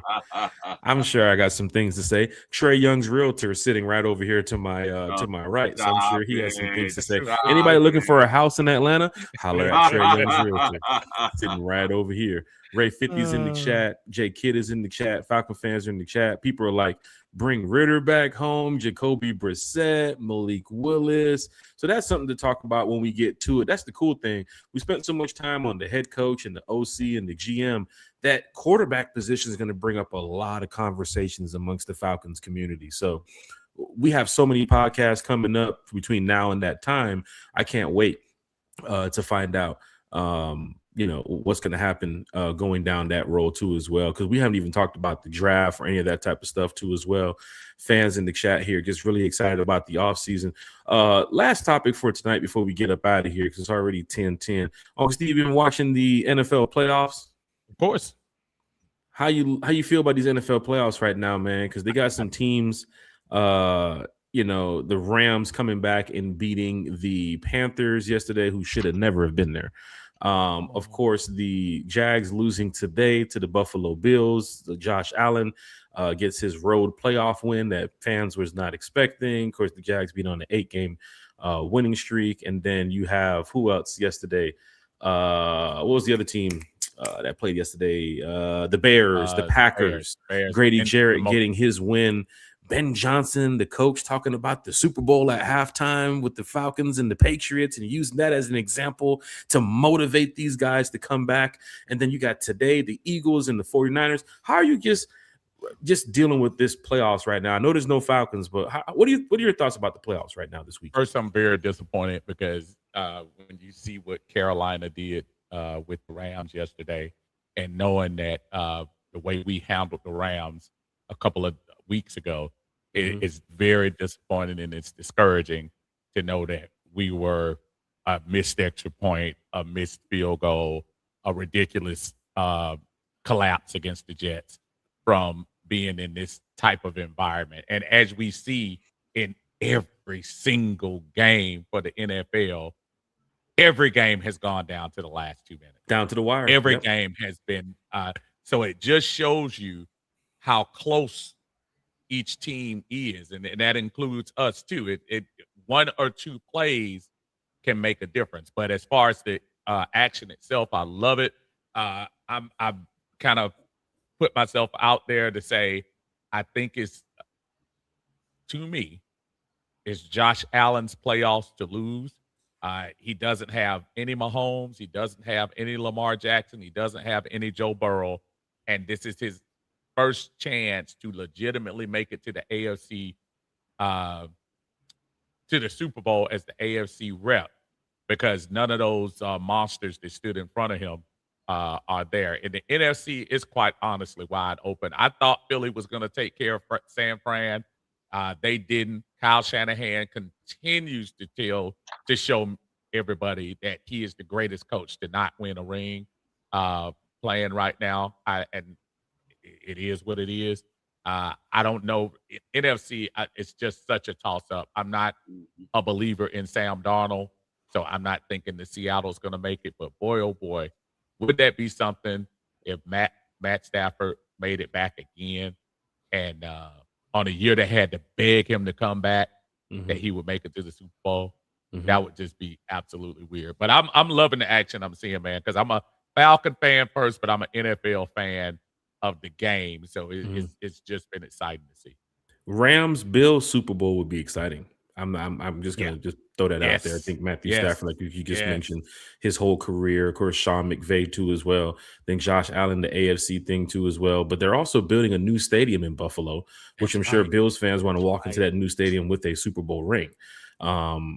It's just something to look at. But Denver's and also another team to look at. Houston has been playing very well too as well. What are your thoughts about T. Will, Carey, Uncle Steve? Thoughts about the Monday night playoff game and then they have to turn around and play like it's a regular season, like, a couple of days later on Saturday or Sunday, because you would figure most teams want to get it in on Saturday and Sunday. But a Monday night playoff game, the Texans and the Steelers tomorrow, like, y'all thoughts on that? I love it. Give us something Money. to do on Monday night. I love Okay. it. Okay. I think whoever wins that game automatically should have a Sunday game. I hear what you're saying about that, Jack, because you almost have a slight in the playoffs. You shouldn't have that much of a disadvantage to have a 6-day week or try to pretend to throw them in on a Saturday, because they will have Saturday games next week. Whoever wins that game has to play on Sunday. But the money that's going into this game right now, Jack, I wouldn't be surprised if they throw a Thursday game on there one day. I mean, you just never know Right. the amount of money that's been going around these TV stations, and they run this thing, man. So I can only ESPN imagine say, like "Let's Steve put it years on." from now, the international playoff game. This team's gonna be playing in Ireland on Tuesday night. Like, whoa, what is going on here? Man, I'm trying to tell you, absolutely.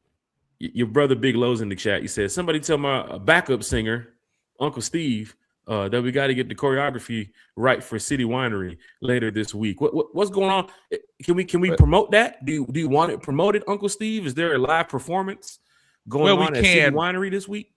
Well, we can, but down here in Henry County, they have what they call the chain gang, and those are people that kind of run afoul of the law. And I think tomorrow is pickup day, so I'm not sure if Lowe is going to be able to make it for that. So I'm gonna check and see. Can't do that to I'm that kind of man cool. live I'm on the kind air. of cool. Oh, that's I'm cool with unnecessary Sheriff roughness, down huh? here, so I'm gonna try to see if he's gonna let him go. Y'all know Big Lowe looks good in orange, so we're gonna see if he's available. The only choreography he's worried about is the shackle dance. So wow. That's unnecessary roughness, man. You did not have to do that, man, like that. Uncle Steve. Oh, he's in the chat. He's watching. We're live right now, Uncle Steve. Is he in the my bad. Hold on, let me do a do-over. Hey, buddy. Yeah, sure. We can do that choreography. No problem. See you then. Oh, wow. Rocket fans, hit that like, share, and subscribe button. That foul was offensive. Right. We're going to get this one wrapped up here in just a second. You think Mike Tomlin gone after tomorrow night if he loses? Or is that just hearsay, he say, she say? Well, I mean, look at, what's his name? Look at Harbaugh. So, but Eric and I have a cousin who's a Steeler fan and been one for years, and they're over Tomlin. They are really over Tomlin. So it's a possibility. I think he's gone. And if you look at his press conferences and stuff like that, Jack, he's starting to get a little more ornery than he normally is with some of the questions about that and everything. I think he might be looking for a fresh start. And you got to remember, that dude younger than me, man. So he's got plenty of gas in his tank. And what better motivation than to go to another team and start it up yourself and see if you can do it again with another franchise. But it would not shock me, Jack, if they lose tomorrow to Houston, which I am predicting. It wouldn't shock me. It would not shock me if you hear one of those, they have mutually parted. Kerry, Kubiak, Tomlin, Harbaugh. Who would you take as your head coach? Oh, don't do that to me. Okay, not on air then. Don't do that to me. Don't throw Mike Tomlin in there because I'm on the record saying like I'm taking Mike Tomlin in a heartbeat. I mean, I think very highly of that man, and as a coach, as a person, and as a leader, and I would love to have him as our head coach. Obviously he's a winner. He's never had a losing season. In all the years he's been the head coach for the Pittsburgh Steelers, they haven't even had a quarterback. I mean, for me, they haven't had a quarterback since Big Ben, and it's incredible, in my opinion, that he's able to make sure that his team gets a winning record every single season. I get where the fans are upset, like, okay, yeah, but we're like, we make it to the playoffs and we're out. Like, we don't make it to, the big dance. But for me, like, as a Falcons fan who hasn't even made the playoffs in 8 years, I would love to have him, so I could never say no to Mike Tomlin, but who's the other options? Kubiak. Yeah, I'd love to have Kubiak too, but like I said earlier, is like he's not proven, right? And I would love an offensive-minded guy. So it's tough. It's like it's a real risk, but it could pay off. And you got your next Kyle Shanahan, a really good head coach that has a winning record as a head coach who is also an offensive-minded, OC. So it's really a gamble for me. But for me, though, I would mostly really would love. I feel like our team really needs an offensive-minded head coach for our next guy. But yeah, it is a gamble because he could be, just a good coordinator like we've seen in recent years for us. So I'm like I don't know. Kerry. I'm with Kerry. Oh, go Yeah. ahead on. No, I apologize. I say I'm with Kerry. Everybody, Yeah. everything I said. If Tomlin Yeah. were to get let go by Mhm. Tuesday, every other candidate I said would go to the wayside, and I would get Amen. Tomlin in a heartbeat. Amen. 'Cause Right. you could get Cliff Kingsbury in here as the OC. I mean, you can As get the an OC. OC. Right. But Right. Tomlin, Mike Tomlin, Mike Tomlin. Right. Hey, I'm not trying to cuss, but to quote old boy from The Wire, we gotta have him. Hey, I'm Rest in sorry. peace. May he Right. rest in peace. Oh, he passed away? Yes, he just passed away last week. Yes, sir. Just passed away last week. Are you serious? I wouldn't joke about death. Wow. Oh Yeah, man, he I just didn't passed away know last week. that. Yeah, that wasn't. Shoot, it was like early last week. I know It was 2000. Was it 2025 near the end of the year, or was it this year? No, it was. I want to say last Monday or Tuesday. Last Yeah. Monday, something like that. I do a lot of And- scrolling on social media, and I did see and- something that was Hey, Jay reported. Kidd, like I did know about Greg Maddux calling his own games. I did. Yeah. So I know one person we can't say no to, and that's Uncle Steve coming back to this podcast. Uncle Steve, no, man, I of tell you, course not. you've done an amazing job with your podcast and of course your content too as well, and that's why we're glad to have this Falcons fan talk with you tonight. I do want to mention for you Hawks fans here that the Hawks are back up 13 Yes, sir. without 73. That's right. Is Trey Young playing? Young. Oh wow. Oh. Uncle Steve, cue the music. Let's get you this show showing started. out. You showing I was out. hoping this podcast Oh, would wow. end before the Hawks game. Oh man, you Oh. showing Uncle out. Steve, grab the cigars, cue the music, drop the strobe light. Let's get this show started. Oh wow. I see your super chat. It's almost you know he got everything right there. It got your super chat. I appreciate y'all. Thank you so much You for tippy bartenders. Last call. Thank y'all for inviting me on here, man. It's been a blast. Again, if y'all want to check me out, I usually come on Mondays for the Monday Minutia. Got a lot of stuff to talk about this upcoming week. Actually, the minutia is going to be delayed tomorrow because I have to go to work and do something. So we will probably look at doing it on Tuesday or so. But hey, check your unk out. Thank you so much one time for the fan. I appreciate you all. Thank you. So I just got a call from the sheriff of Henry County. So we're gonna see if we can get Did they find Lowe? we're Did gonna they see find if him? we can. Yeah, I noticed he's not in the chat no more. I just want to make sure. I'm trying to see. Yeah, that probably because he was using his phone. He's not supposed to do that while he's out there in the van. So we go. GB Hall, you better be careful. They're looking for Carolyn next. You don't want to be careful, DS GB Hall. I mean, be careful. Oh, Lowe's gonna get I you. appreciate you. Thank you, T. Will. Thank you, Kerry. Thank you, Jack. I appreciate all y'all, man. Y'all are awesome. Thank you so much, y'all. Uncle Thank Steve, you, we Uncle love you. Steve. Hey, we Yes, got to thank do something you. in honor of Uncle Steve's show, man.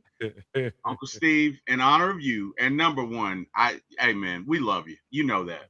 Thank you, sir. But in honor of you, Feeling this beautiful.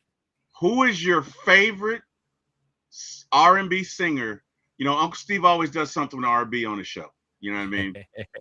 Who's your favorite R&B singer of the 90s? 90s. R&B singer, probably Babyface. Who? Babyface. Okay. Yeah, Babyface. that's fair. That's fair. I'm Babyface was there was nothing that he did, whether it was on his album, producing, writing, but Babyface, anything he put out, anything he did from with one of the greatest slow songs of all time, Whip Appeal, to Yes. Tender Lover, to Yes. all the stuff he wrote for After 7 and Yep. Bobby Brown and a plethora of other people. Yeah. He was, Babyface, without a doubt. And Babyface could hit every note. A lot of people don't. He Babyface, I could. think he can hit every note on the scale. Hey, Babyface, Yeah. he was the guy. So that was my guy of the 90s. So yeah, That's what's straight up. That's what's up. Carrie, Absolutely. Jack, who's your favorite R&B singer of the 90s? Carrie? Favorite R&B singer of the 90s. It can Yep. be a group or it has to be a singer or It can be whoever you want. Carrie, please don't take my answer. honestly, I will probably say the first person I thought of was Janet Jackson. She's considered 90s, right? Yeah, definitely. I That's saw her in fair. concert I mean, last late year. 80s, early 90s, but Yeah, that's Okay. fair. 90s. That's fair. I love Janet Jackson. I saw her in concert last year with my aunt, Oh, nice. and I cannot believe her stage presence. She puts on a show even at her age, I was about to say and Janet almost did. like barely any breaks. Like really no breaks. But yeah, she was the first person that came to my head, and I said, "Can it be a group?" Because I also thought of Boys to Men. I love Boys to Men as well. Right. Oh yeah. So Right. Boyz II Men's up there with me too as well. Casey and JoJo, Whitney Houston. I love Casey and JoJo. Yeah. I love there's a few. Jodeci. I love Jodeci, period. Yeah. I there's a miss few. Jodeci, damn it.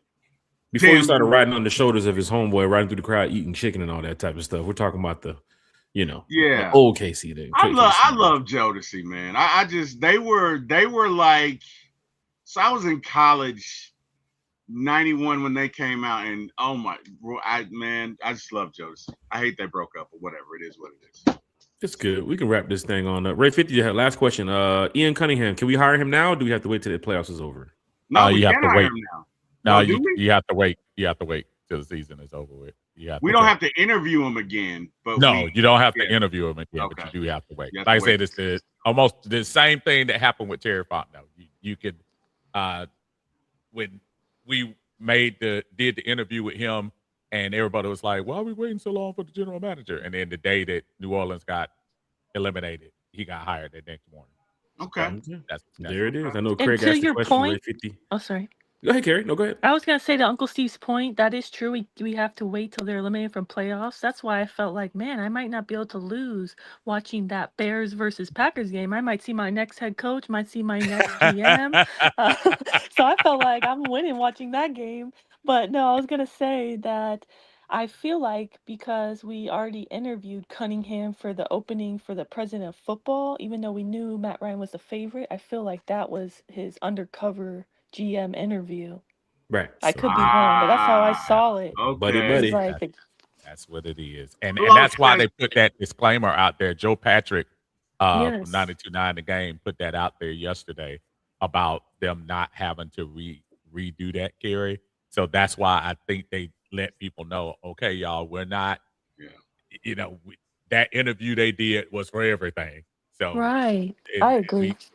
so that's, and then think about it when everybody's talking about Clint Kubiak, depending on how long Seattle's run is, you might have to wait a little while before Kubiak gets fired. As a matter of fact, we had to do the same thing for Dan Quinn, if y'all remember. We had to wait for the we did. Super Bowl to be over Right. to hire Dan Quinn. So, And even right now for Kubiak, he has to get back to work starting tomorrow. They got to play next week. So he's probably done with the interviews. That's why they did the interview now. Yeah. So they can kind of at least get the groundwork started. But with most of these things, they go for second interviews and stuff like that. So Right.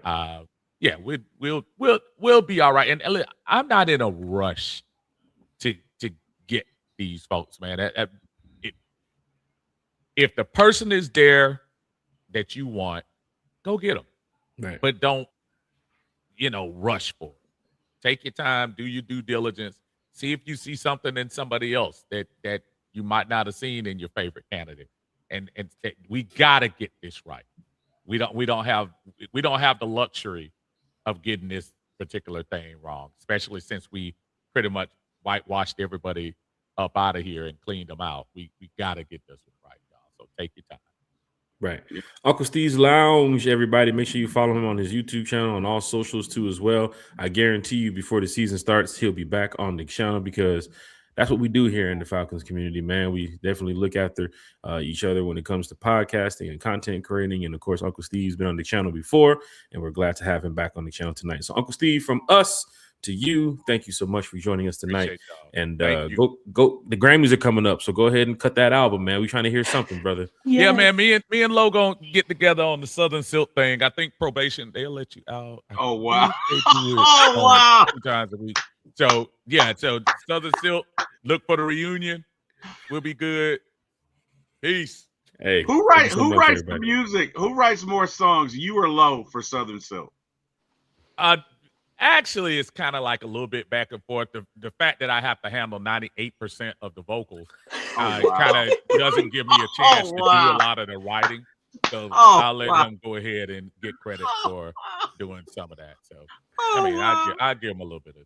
Hey, you got a little bit of the music industry with Uncle Steve. You got a little bit of some Falcons football with Uncle Steve, but you definitely got Uncle Steve tonight. Uncle Steve, man, we definitely thank you so much for being here tonight. Man. Appreciate y'all. Time for the fan. Thank you. Fans, hit that like, share, and subscribe button for your boy Uncle Steve, man. I definitely want to say thank you. Thank you for a round of applause. Matter of fact, we give 2 rounds of applause to Uncle Steve, man. We love Uncle Steve, man. We love Uncle Steve, really do. We definitely do. He's a great guy. On air, off air, even country's like, what? You gonna put my business out there like that? What's going on?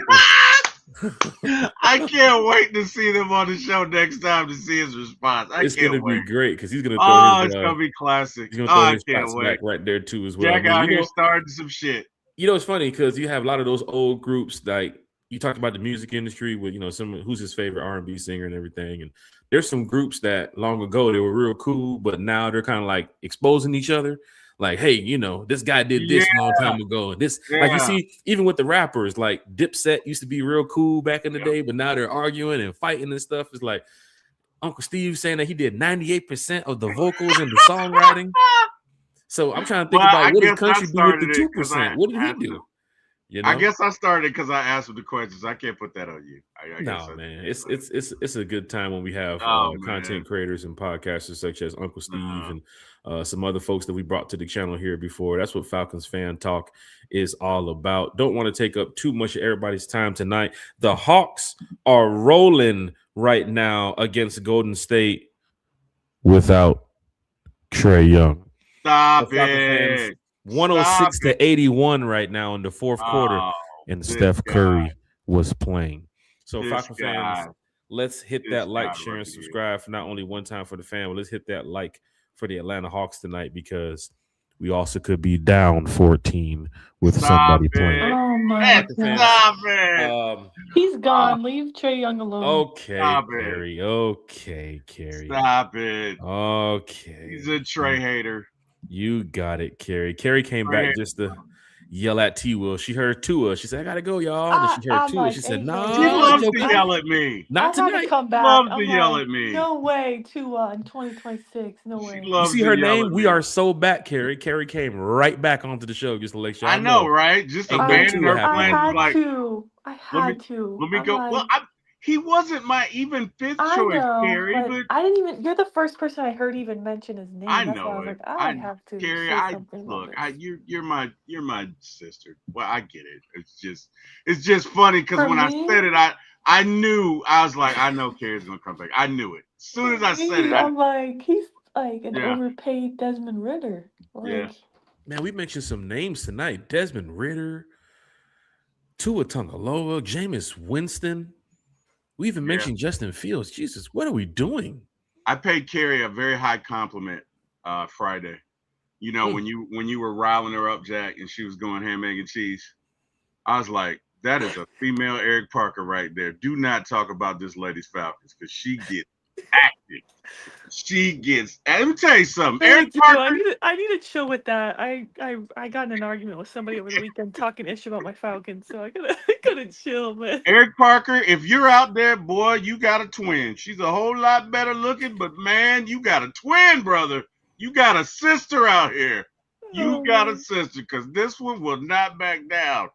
Oh, and Jack just, Jack just loves to stir it up. Jack No, is I like, don't. yeah, No, I I yeah. swear don't. sometimes And he then, says something oh, just to he troll loves me. to Like stir he it just up. yeah, I know he does. He Oh, does he that I'd be loves sitting there playing the game. I'd be chilling. He I'd be loves sitting there it. like relaxing. He Corey's loves so it. calm, cool, Jack and is Everything my probably collected. over golf there Like, club's when is he in. even laughing. getting Oh, mad? Jack Like, was let me stirring it see. up. What can I do to get Carrie mad? Like, you Jack, never see him yes, mad. yes, Let me yes. see. What were we talking about anyway? What were we talking about? Oh, wait, we can't Please talk don't about bring it back up. it. I'm Please. not. We can't Okay. talk about it anyway. But it Gary's was feeling good funny. tonight. Everybody's feeling good. That's the I'm good thing feeling about it. Like good. we can have these conversations, but at the end Yeah, of the day, it's like we're Falcon fans. We all believe in each other. We all believe in the team. We all definitely. believe in the organization, and we all rock with each other too as well. So even tonight, when I saw Carrie jump back in here, I was like, "Oh shit, she finna flame Tua about this damn Tua shit. It's about to go down. It's You know going what's funny? down." You know what's funny? I didn't even have to seek it. When I saw Eric make some comment and he was like, he's clearly drunk talking about me. I'm like, and I saw Carrie's coming back. I'm like, okay, here we go. Here we go. I I knew totally it. forgot too, T. Will, man. I mentioned this going down. The shingles are also going down on my neighbor's house because Craig Oh, didn't wow. finish. Oh, Eric, I didn't say that, brother. Craig I did didn't not say finish that, doing Eric. his That's job over Mr. there. Jack Spade. Craig and Eric Parker, E and Oh, C, if you guys God. want to get the ladder out Oh, tomorrow. wow. It's gonna be a rough Why 40 would degrees, you but mess with those two? it's gonna be a rough 40 degrees. But if you They guys can are get up going there to roast the hell out of. Why would you mess with those two? Of all people, why would you mess with them? It's like you like it, Jack. You like it. You must like it. my Because neighbor you're certainly going to get roasted. about the shingles falling off You're the top going of to get the roasted, sir. roof. So Falcon fans, hit that like, share, and subscribe button, man. We had a great time tonight. Falcon fans in the chat. You know what's the difficult part about having special guests? You said Jack was the one when it was He about to was. be a He fight. was, Said J baddest Kid. man He in my was. head. He was, J Kid. In the back, like, yes, in this corner, we got. Oh, man. That was the referee, man. I'm the referee. I'm the referee. Y'all have I'm not calling out seen the Carrie opponent. when she gets mad about her fact. Oh my goodness, man. Nah, Carrie has a love for the Falcons that I think fans need to Man, look into I because get she has a heated. true passionate love for this Oh my team, I goodness. this really do. organization. And that's why I don't love Raheem. Right. Yes. I love the Atlanta Falcons. Here goes I Craig with the love roast. Raheem Morris. I Here's love Raheem Morris. Here's the I cool can thing love about him. it. Well, I he can did love him more and not bad love for him our as a coach, Falcons Carrie. in 2 years than he did good. And I can love him and I not could love him argue as a that with coach, anyone. Carrie. It's okay. Hey, I can he's love him and gone not to love him do as a coach. different things. Don't know if he's doing bigger and better things, but he's gone. The new regime is here. Like, well, who is that? Georgia, Texas boy. The new era of the Atlanta Falcons is now here. So Matt Ryan will be definitely helping us out, leading us in the right direction. The good thing about these podcasts is because we can have fun with special guests in the chat and everybody. And of course, tonight we try to put as many comments as we could on the screen. So if we left out any comments, we apologize because there's so many talking points with Uncle Steve and Carrie, myself, and T. Will. And of course, you guys have some really good talking points in the chat too as well that, we try to fly around the comment section. And I just want to let everybody know, thank you all for tuning in tonight, talking Falcons football with us as we get ready to wrap up this show here. There's going to be so much going on this week. I believe Matt Ryan speaks to the media on Tuesday. One Time for the Fans back on Wednesday, Friday morning breakfast show. We have another special guest who's going to be joining us this week. So I'll let you know the social media channels to follow so you guys can see who's going to be coming up. But let's wrap this show up because we had a great time tonight. We're almost at 2 hours on One Time for the Fan. And I must say, y'all are just truly amazing. One Time for the Fan is from the fan for the fan. And even with Carrie saying I have to go and then coming back and then still staying here and talking Falcons and, same for T. Will being in the car and then leaving and then getting back at the house into his area to go talk Falcons. Like we do this for y'all because we really enjoy the podcast. Right. I didn't He even didn't eat my Jersey sandwich. Mike's. Is that it? I didn't even eat my sandwich. Drive through T. Will didn't even touch the Jersey Mike's. What you got to say about that, Gary? Huh? Where are you, Eric? Carrie's saying something. Carrie's ready to go. I love Jersey Mike's. He's saying he didn't even touch the Jersey Mike's yet. It's been I 2 didn't hours. even touch it.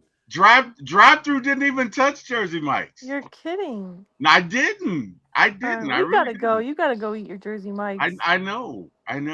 That I what know. Craig said. Jack and Raheem have something in common because they're both jobless. Big shout out to Oh, Craig in the chat. damn. Oh, Oh, that's wow. That is Going way downtown. Wow.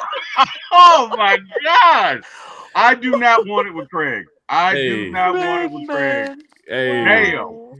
Craig Damn. realized he has a job tomorrow on somebody's roof in that 40-degree weather. He started cracking in jokes about it.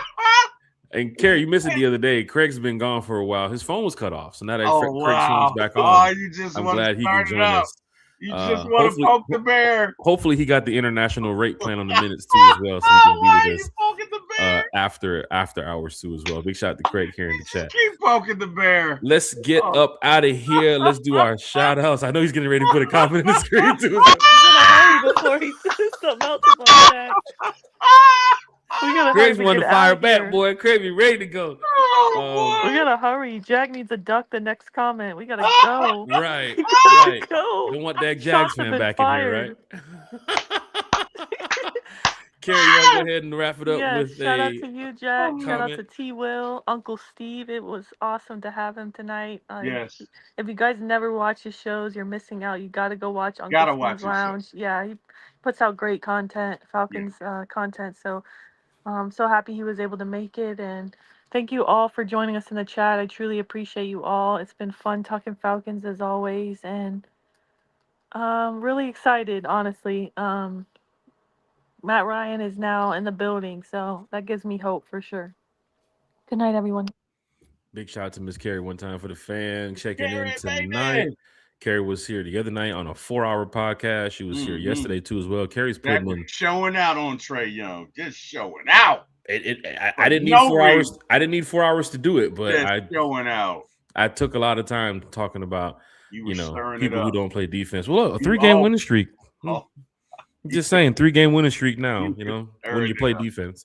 But You hey, were stirring it up. Are the Hawks 500 now? Are they 19-19? they should be back at what, 21-21 or 22-22? Oh wait, Jack. It's 6 minutes and 42 seconds left. Although we are up by 20. Well, they're gonna pull their starters. You know how Golden State is. Steve Kerr ain't doing that. He ain't got time for that. He's finna pull the starters. Draymond might even start a fight. No, Hawks are 19-21. Okay, And so we'll be 20-21. right, No, and then we back. have the Lakers win Wednesday. I think it is. I think so. I think you're right. Is it Lakers Clippers? No, we have Lakers and the Trailblazers. Which the Lakers, I must say, if you can, the word's been kind of banged up. If you can put a hold on Luka and Austin Reeves coming up this week, hopefully you catch the Lakers. Let's see, they play Tuesday. I don't know if LeBron's going to be on a back-to-back. Let me go see if LeBron. Okay, so the Lakers play tomorrow against the Kings. So maybe LeBron plays tomorrow and doesn't play against the Hawks because he's not going to be playing too many back-to-backs coming up. So I would love if LeBron is not playing against the Hawks on Tuesday night. But then again, I'm not JJ Redick, so I don't make that decision. But yeah, T-Will, let's get to these shout-outs, man. We had a great show tonight with the chat, Falcon fans, Uncle Steve. And we just want to, make sure we can continue these positive vibes, bro. Definitely, man. Hey, to everybody who joined us in the chat, I'm watching the Hawks up 30 now. Everybody who joined us in the chat, thank you. First and foremost, to Uncle Steve, man, we love you, bro. Thank you so much. Uncle Steve is great. I watch him every week. He's hilarious. I love him. The only thing better than Uncle Steve is Uncle Steve and Lo together because they're like Batman and Robin, Batman and Batman, whoever you want to say. They're hilarious. Uncle Steve is truly can't miss TV. So if you have not seen him, you need to watch him as the Hawks keep doing. There you go. Okay. Anyway. But hey, to everyone who joined us in the chat, thank you so much. We love doing Falcons football with you. We love doing Atlanta sports with you. So again, thank you for joining us. Appreciate that. God, thank you for waking me up this morning. Thank you for bringing everybody in my path. You can see me at For My ATL Sports 1 and For My ATL Movies 1 if you like movies and TV shows. And of course, here at One Time for the Fan. And last but not least, thank you to Jack and thank you to Eric Parker for giving my start. And shout out to Carrie and Bodie. Carrie's hilarious. You guys have a good night. Jack, it's on you. Falcon fans, hit that like, share, and subscribe button for Uncle Steve's Lounge. Just type it in on YouTube, Uncle Steve's Lounge. You can see it right here on the title. I think it's right above me or down below. I can't remember It's where somewhere. it is. Yeah, it's somewhere. But you can see Uncle Steve's Lounge. Type his name in on Google, YouTube, Instagram, Facebook, Twitter, wherever it is. You'll definitely find out some more information about Uncle Steve's Lounge because content like this that you guys enjoyed tonight, you can catch it on a all-time higher level with Uncle Steve's Lounge, man. He's been doing this for a while. He knows what he's talking about. He knows how to engage his chat and talk to them in a positive way, just the same way that we do. And I guarantee you, man, he is a Falcon fan for life.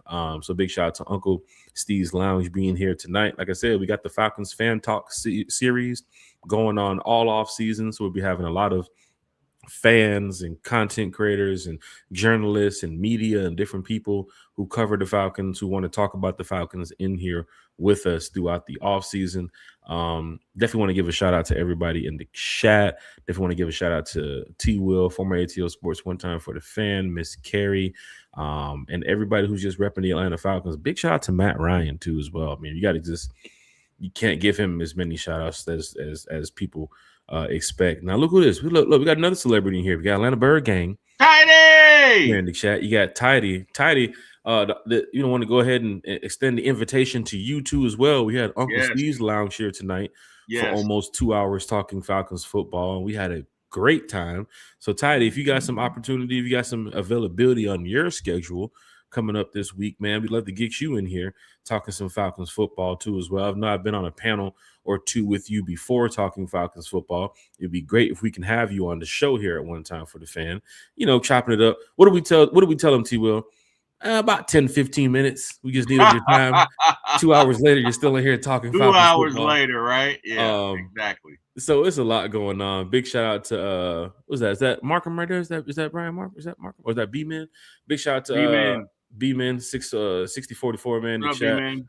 It's going down in a major way. Thank you all so much for just being a part of the show tonight. See, Tidy said I'm available whenever y'all will have me. Hey, you heard it here. Got to set this up. Monday, first time on One Time buddy. for the Fan 2026. We got Tidy coming to the show. This is gonna be great. This is gonna be great. Let me tell you something. Tidy got some takes that y'all want to hear. T, well, you did a show with Tidy the other day. Another great guest. Love Tidy. Absolutely great guest. Right. Great guest. This would be great. In this offseason, Tidy has, a lot to say about the Atlanta Falcons, and I'm sure you all would love to hear what Tidy has to say because he reps the Atlanta Falcons in a major way. And of course, that Atlanta Bird Gang group is legendary in the Falcons community. So I'm sure fans from the Bird Gang group to fans of all different types of Facebook groups and everything would love to hear what Tidy has to say here on One Time for the Fan. Of course, his platform too as well is doing great. So make sure you guys go check out Atlanta Bird Gang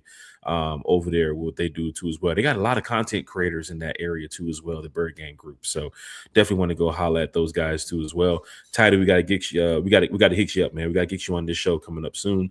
Shout out to everybody who's just taking care of things for their family, for their friends, their close ones, their loved ones, and just enjoy the week. It's Sunday night. I think there's a couple more minutes left in the Hawks game, a couple more minutes left in the Sunday night football game. And we'll be back Wednesday night unless there's any late breaking news that happens like randomly. I'm so glad we went live yesterday at 10 o'clock in the morning on a pop-up podcast. And sure enough, breaking news, Atlanta Falcons hire Matt Ryan. As I'm wearing the Matt Ryan jersey, felt really good to be a part of that. So thank you all for being here tonight. And one thing, we always love to do, if you're watching the podcast, T-Will, you already know what we do. If you're watching the podcast, check the chat, y'all. If you're watching the podcast, if you're listening to the podcast, even if you didn't say nothing the whole time, you just watched and listened, just go ahead and drop a rise up in the chat. At the end of the day, we're all Falcon fans here. I know what Jay Kidd say, can we retire the rise up? It's getting old. But until that time comes, this is what we do.